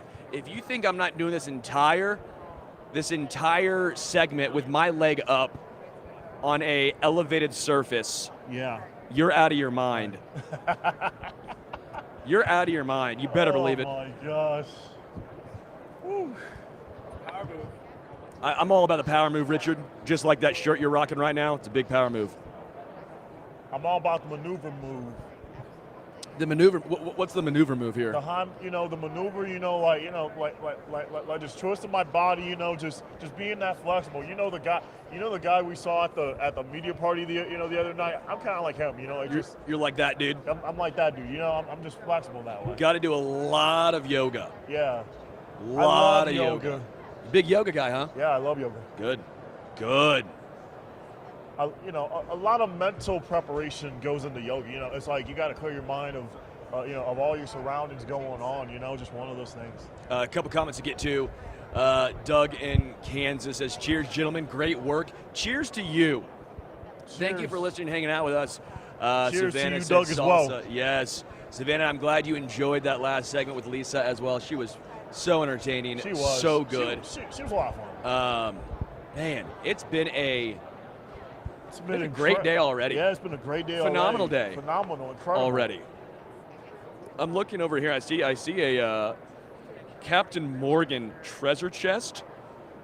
I wonder if that's real gold in there, you think? Like Pirates of the Caribbean style? I wonder or if there's doubloons, like real gold doubloons. Yeah? Yeah. Or do you think it's fake, like the candy? I would also take the candy coins as well. That wouldn't bum me out too much either. I would look. We're actually going Matt Ryan first. Matt Then Ryan Cruz. coming up in just a moment. Matty Ice, man. We've talked to some great quarterbacks. Yeah, some great quarterbacks this week on the road, definitely. Drew Brees. Yeah, Talked Drew to Dan Brees, Marino. We've talked to a lot. Yeah, Matty Ice. Kurt Warner. Kurt Warner. Oh my gosh! Wow. We've had some fun on the road this week, Sterling. We have had some. We almost need to get the quarterbacks on one side. Yeah. And then the running backs on the other. Yeah. And see what happens. Hey, Matt. What's up, Matt? Good to see you. How you doing? Doing great. How's Matt everything going? Ryan is Awesome, here. We're doing Matt. great, man. We're doing phenomenal. I know you're doing here with the phenomenal. Ice Bucket Challenge. Yes. That's awesome. Yeah, really cool. So it's been 10 years since it went viral, Ice Bucket Challenge. And for me, it's personal. One of my good buddies in college was Pete Frates. Pete was instrumental in starting the Ice Bucket Challenge. And, I can't believe it's been 10 years. And there's been progress made, but more progress. We need to continue to keep the awareness out there so we can find a cure. It's a tough disease, man. I saw what it did to him. I saw what it does to the family. And continuing the research and trying to find a way to better treat and hopefully eventually cure something that, we're looking to do. And I'm happy to be out here today and spend some time with you guys. Awesome, Matt. I would love to ask you, what's impressed you most about Brock Purdy and Patrick Mahomes? Well, both those yeah, quarterbacks. I'll start with Brock. I think it's his temperament. Just the ability to handle situations, stay calm, not get overwhelmed by anything. I think he's incredibly impressive that way. I think he's underrated in his competitiveness. I think he gets tossed off as nice guy, and he is a really nice guy, but he's a competitor, man, and he's not scared of the moment. I love that. And then for Patrick, I don't even know where to start, but this guy's a winner, and he finds different ways to get it done. He's not scared of the biggest moments. Yeah. Your biggest part of the game, he wants the ball in his hands and has a knack for making the play, whether it's running, throwing, scrambling, throwing it up to Kelsey. It doesn't matter, right? Yeah. He's going to find a way to make a play when you need it, and some guys have that knack. He certainly does. Awesome. How do you think Steve Spagnuolo tries to slow down the whole Shanahan system, right? The Shanahan system, phenomenal. CMC, obviously, but just everything in general. How do you think Spag will try to attack this? Well, I think it starts with shutting down the run game. And to me, that's San Francisco's bread and butter. I know we talk about all of the pieces that they have in the passing game, whether it's Kittle or the two wide receivers and Ayuk and Debo. But to me, it's the run game that sets it all up. And so I think you see early on he's going to hit pressures. This is what Steve Spagnuolo does, but it's going to be more run pressures, trying to stop the run, make sure they're setting the edge, meaning, not allowing San Francisco to get outside in the run game, which is where they want to be, whether it's with the jet sweeps or whether it's with the outside zone. They want to run the football outside and then cut back. So the way to stop it is to condense that edge. I think it starts there for Steve Spagnuolo, and then you gotta hit the quarterback, and that's what Steve Spagnuolo does as good of a job of as any. I can personally attest to that. He does as good of a job as anybody of getting after the quarterback. Is there a quarterback in today's game that reminds yourself, that just reminds you of you when you played? Yeah. I mean, there's certain guys that you look at. I think they do certain things well. Like a Brock Purdy in the way that he distributes the ball in the play action pass game, I think is really similar.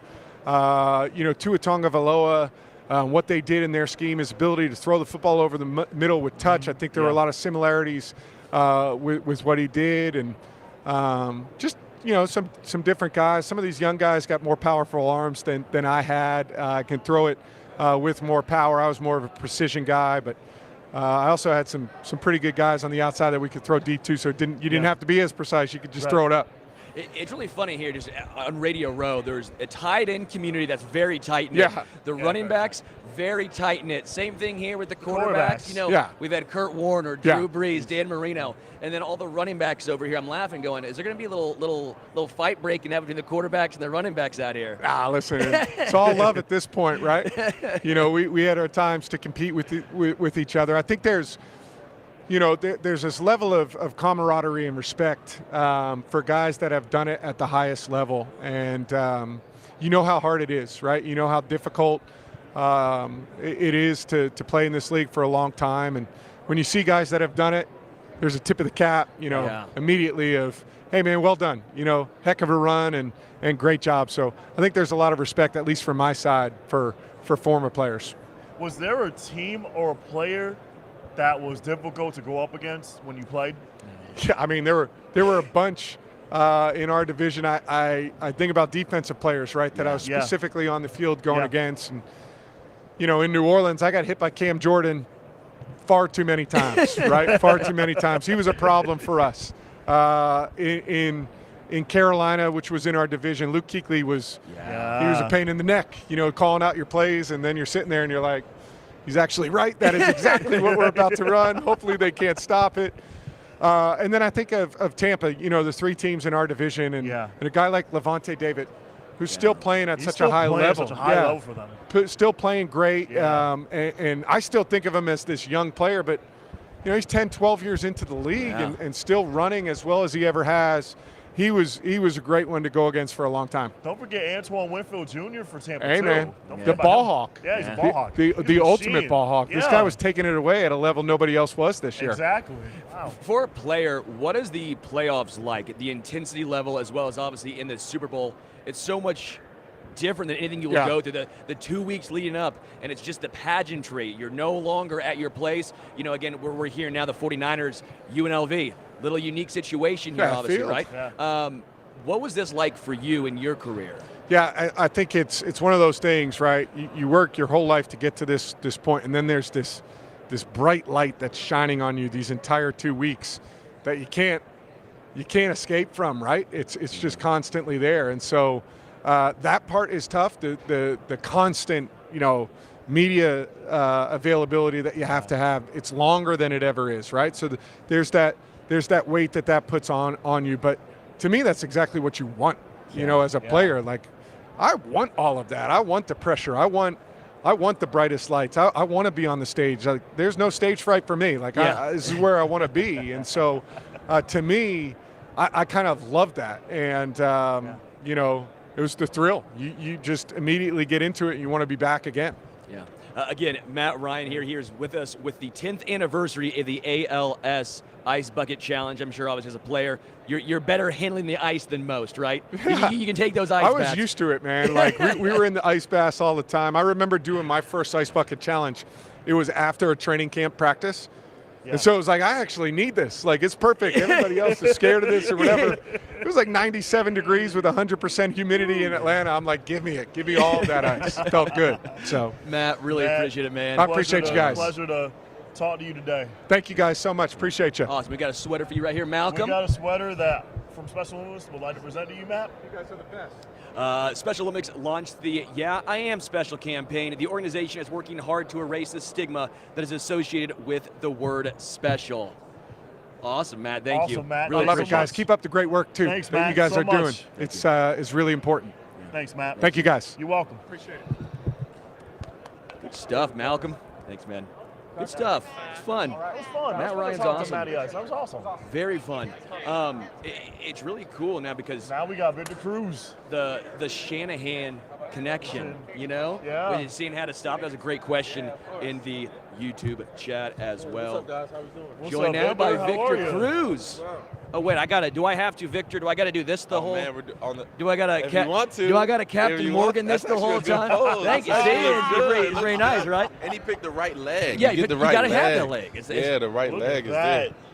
That's sweet right there. Obviously, Victor, you're here with Captain Morgan. Yeah. I'm jealous of this. This is a very cool box right here. What all do you have rocking with Captain Morgan? Yeah, with Captain Morgan, this is the actual Fan of the Year trophy. So Wow. tonight at NFL Honors, the NFL Fan of the Year will be crowned, and they will receive this trophy. So it's just an incredible time to really meet all the NFL Fan of the Year nominees and really just get to know them a little bit and just share their fandom and see just how much they love the game. Yeah. And, I thought I loved the game a lot growing up and really loved it, but they love it on a whole nother level. So it's been interesting and fun meeting them and just sharing moments with them and having just conversations about their fandom and things they love. And then on Saturday with Sports Illustrated, they'll all hang out. We'll come and have a good time. We'll toast some Captain Morgan, drink responsibly, of course. Yes. And just kick back and chill a little bit. That's awesome. Yeah. Hey, Victor, I want to ask you about the salsa dance. Where did that come from? Okay, so for those that don't know, I'm half Puerto Rican. Yes. So my grandmother taught me how to dance everything in the book, bachata, merengue, salsa, everything as I was growing up. So fast forward now, I get into the NFL, and I was looking for my thing. Or one of my coaches, I was getting my first start. One of my coaches, Coach Sullivan, who's Mexican American, he was like, "You got to represent your culture in the end zone. You got to figure out what you want to do to rep and make it unique to you and whatever it is." And I was like, "Coach, I don't know what you want me to do in there, but I'll figure it out. I'm an undrafted free agent. I just don't want to drop a pass and get axed and be out of here." You know what I mean? So I remember that first catch against Philly, and I shake two dudes up the sideline, and I'm at the 3-yard line about to score, and immediately my brain was like, "You got to dance. Like, that's the only thing that makes sense." I dropped the ball, started dancing, and for whatever reason, they aired it on Univision, where my grandmother, that's the only channel she watched. Wow. And she called me after that and was like, "Hey, what was that you did?" I was like, "It's a little salsa that you taught me." And she was like, "From now on, as long as you're in the league, I want you to do that dance." And I was Can you like, demonstrate done. a little bit of Are you gonna salsa do it dance? with me? Can you do it with Come me? on, Somebody Malcolm. gotta do it with me, Come man. on, Somebody gotta do Malcolm. it with me. If we're gonna demonstrate, then we're gonna do it right. All right, right here. Left and right. Hit. Okay. Oh, Okay. yes. Yeah. Good job. Yeah, the hips Getting is into there. it. He's got the hips. That's pretty good, man. Pretty good. Solid. Did that help you in your Solid. NFL career as far as actual footwork? I'd have to imagine, a lot of guys have other things they do, whether it's yoga, a lot of different training exercises outside of football to try and give them an extra step. Do you think, honestly, dancing growing up potentially helped your footwork to get to the NFL? I think so. I think it actually played a part. I think the more I danced, the more, coordination it gave me throughout my body and just understanding what my body can do. I think that, along with Taekwondo as a kid, Yeah. I started that at 6 years old from about 6 to 12, and I was like the youngest Taekwondo black belt at 12 years old. And then I realized, man, I can't be the freshman in high school and be the karate kid. I gotta figure out something. I gotta transition to another sport and do some other things.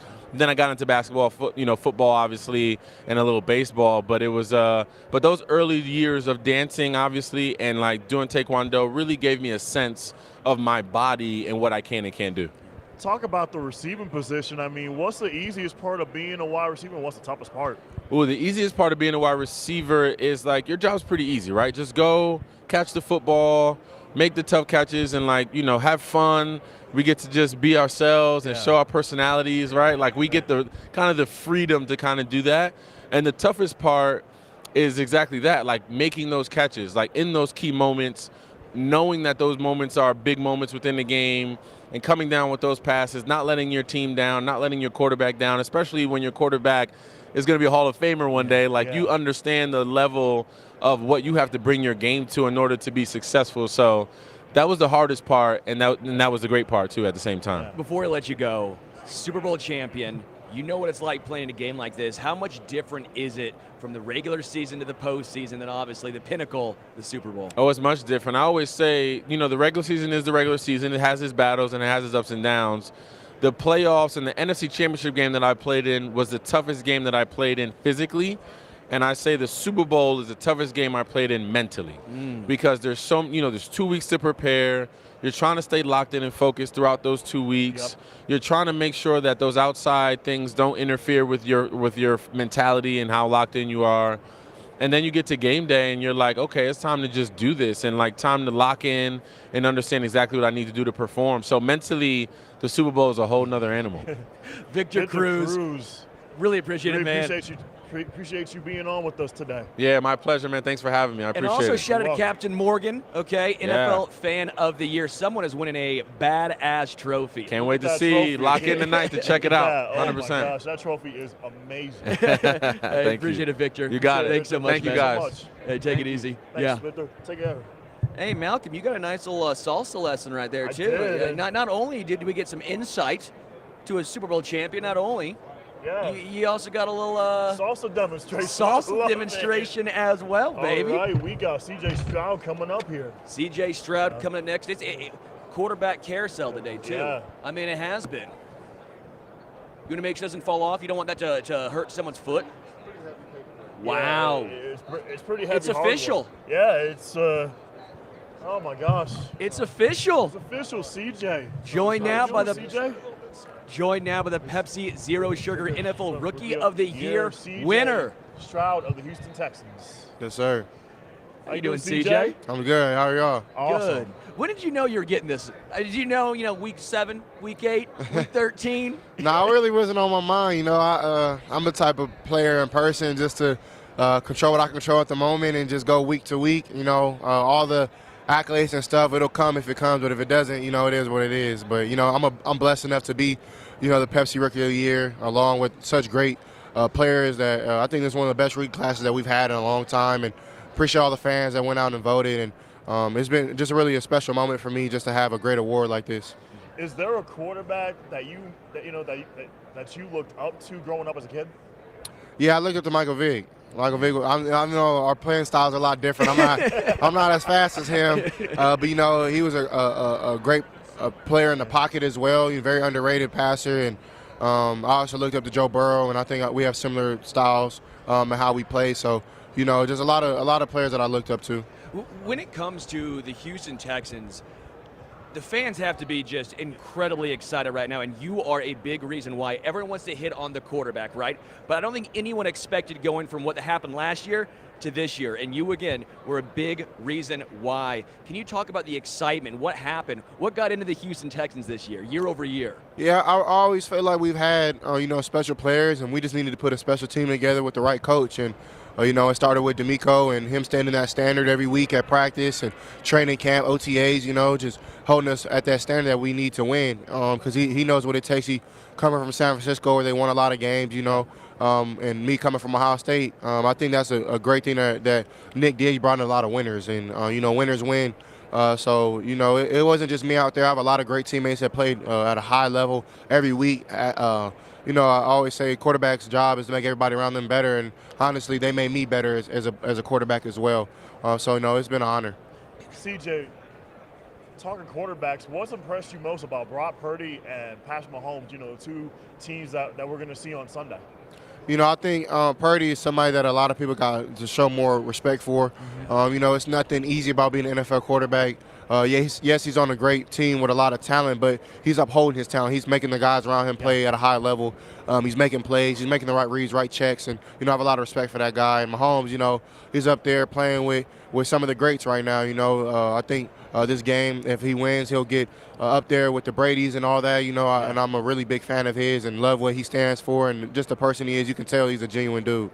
For you personally, was it pretty cool? I mean, there was that Ohio State quarterback curse for a little bit. You heard about it once they went to the NFL, but you clearly have broken that now, right? Was that special? Did that ever cross your mind at all? No, I think stuff like that is just for people, for us. for fans and media, and for us to You know, and it's not no problem. Everybody's entitled to their own opinion and how they want to think about it. But, you know, I think Justin has done a great job. Yeah. I think he's going to have great years to come, and I'm really, you know, excited to see him ball out these next couple years, you know. And for me personally, you know, I wasn't really on my mind, but cool. Like, we're going to get rid of it. Like, you might as well. So I think even the young guys coming up after me are going to do a great job coming to the league as well. This matchup we got with the Niners and Chiefs on Sunday, do you have an X factor outside of Purdy and Mahomes? And do you have a score prediction? I don't have a score prediction, but I do think Fred Warner is going to have a great game. I do think Snead is going to have a great game. I love the corners and I love the nickel. I'm forgetting his name, number 22. Trent McDuffie. Yeah, McDuffie's a great player coming from Washington. I like both defenses. I think it's going to be a defensive game early on.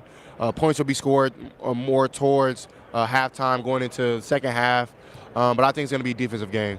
But I do think Mahomes is going to play great. There we go, baby. What was the hardest part going from college to the NFL? I mean, a lot of quarterbacks, they either sit behind a guy for a year. Patrick Mahomes did that. Obviously, Jordan Love did it for multiple years. You know, that's always a big storyline. Do you throw the guy in right away to start? Do you let him sit back for a while? You were thrown into the fire, and you succeeded. I mean, you had one of the best rookie seasons in a long time. It's very Mahomes-esque, but that was his sophomore year in the NFL. What was that like for you to transition to the NFL, and what was the hardest part? I would say just like the operational things, getting the plays from from the headpiece and not really getting signals, getting in and out the huddle at a high level, you know, just running the show, you know, and that's something that Coach Day helped me out a lot, you know, and I really appreciate Coach Day preparing me like he did for the next level, which helped me get used to things a little faster, you know. So that was probably the main transition. Other than like guys, you know, playing at a high level, you know, just executing, seeing different defenses, learning like the trees that you're about to play from coordinators, stuff like that. So, if you had advice for high school athletes that's going to transition from college to the NFL, what advice would you give? I would say be where your feet is at. Enjoy the time where you are, work hard, be focused. You have your whole life to party and have fun, you know. You only have a couple opportunities and chances to play at a high level, especially in high school. You get 9 to 10 games if you're lucky. And then in college, you get 12 to 15 games if you're lucky. And then you get in the league, you get 17. But those are only a couple days out of the year that you get to show your talent and go play at a high level. So I would say, man, just cherish those moments. You know, some of the best times and memories I have high school and college. So be where your feet is at, work hard. You have the rest of your life to have fun, you know. But if you can focus for a little while of a season, then you can put your family and yourself into a great position.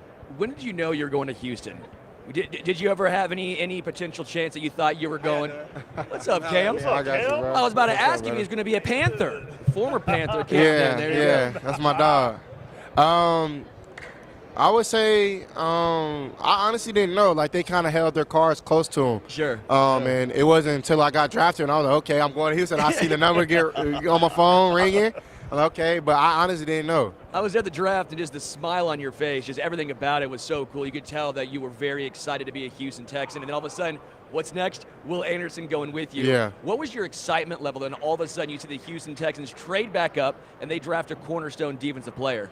You know, I was really surprised because I thought we had number 12. So, like, I'm over there talking to the Texan fans, and I look up, and I see, like, we're back on the board. I'm like, hold on, what's going on? So my first thought was, oh, they're finna take Will. So, you know, it honestly is a blessing because it took a lot of pressure off of me, you know, not being the only high pick, only high draft pick. And, you know, I don't really necessarily believe in pressure, but, you know, it's a lot of expectations get put on you when you're a high draft pick, and Will was right there with me. He's a heck of a teammate, heck of a friend, and a heck of a football player, and somebody who is going to help this team win a lot of games.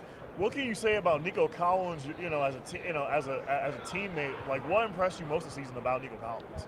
You know, like you said, he's a great teammate, a great person, a really vibrant spirit. You know, somebody who's going to work really hard, works hard on his body, but just a heck of a football player. Like, to be his size and move the way he does, I know he's a number one in this league, and hopefully he gets paid and gets the money that he deserves, because he definitely deserves it. And I'm super proud of him and just the work that he's put in, the really just the attitude that he brings to this team, that winner mentality. Like, he won't be denied, and I'm really proud of that guy. Obviously, I'm going to give a huge shout out to Pepsi as well. What's your favorite Pepsi flavor? My favorite Pepsi flavor is wild cherry. It's one of the best. Oh, yeah. Yeah, one of the best I've ever tasted. You know, just something that's crisp, is clean. You know, that cherry flavor is just amazing. So, you know, whoever wins the Super Bowl, I got wild cherry for them if they want it. Obviously, it's crazy. The CJ Stroud rookie trading card is the hottest card on the market right now. What's that like, seeing your face, not only on a trading card, but it's one of the most popular ones in the world right now? It's amazing, you know. It's something that you, as a kid, you know, having trading cards, trying to get the best guy, you know, trying to get the hottest player. And for me to just be, you know, one of those guys, it's been amazing. So hopefully next year we can get the most jersey sales too. There we go. There you go, CJ. All right, when it comes to the Texans offense this year, I was pretty intrigued. A lot of rookie quarterbacks, they either try and do two things. They're very aggressive, or they try and take care of the football. You were somehow both. I mean, looking at the touchdown interception numbers, the ADOT, average yards of depth, I mean, it was all tops in the league, very, very high up. How are you able to be so aggressive and also take care of the football at such a high level? You know, just preparation, you know, seeing coverage, knowing what you're going against, really learning my plays and trying to get them down packed like the back of my hand, you know, just because, you know, the game goes at a fast pace when you're out there on the field. And my college coach used to always tell me, the more that you can anticipate instead of react, the better that you're going to play. So anticipating certain reads, anticipating certain windows to throw in definitely helped me take care of the football and also be aggressive. You know, like, I love your moxie, CJ. I just love your presence. Talk about the traits of being a quarterback. Like how is that important as a quarterback, you know, in the NFL? Like just share about those traits. Yeah, I think the one of my coaches in college, name is Todd Fitch. He was a really big pivotal point in me getting better as a quarterback. Was really hard on me about footwork, eyes, and that's something that I think that as a quarterback you have great feet and great eyes. You can't see what you can't throw, and you can't throw a great pass without great feet. And also the biggest intangible I feel like you can have is making everybody around you better. That's something that I think is our job as quarterbacks, to make everybody around us better. When it comes to the best defense you faced this year, who was the best defense you faced and why? What did they do that made it a little more difficult? I would say the Ravens, just because everything ran between, you know, their backers with Patrick Queen and Roquan Smith flying around, making plays, two great players, and they played off each other really well. Then on the back end, having Kyle Hamilton, you know, having Williams, number 32, who's a great player, actually from my hometown, who made plays, and then their corners, Marlon Humphrey, having Stephens on the outside, Justin up front, number 92, and then Davion Clowney. They were packed, man, all over. Yeah. And then Mike McDonald, excuse me, a great coordinator. He's going to do great things in Seattle. Been playing against him since college, and he does a really good job of mixing the coverages up and fire zones, also with replacement pressures, man pressures. There's a lot of different things. Cover zero, like he does a lot of special things to put his guys in the right position to make plays. Yeah. I know, Malcolm, you got something to give CJ right here. Yeah. I got something for you, CJ. A special one with swag. I appreciate that, man. Thank you, man. Again, That's love. We are here with Special Olympics. They do just a phenomenal job. Malcolm's here. Sterling Holmes of Fanside. CJ Stroud, Rookie of the Year.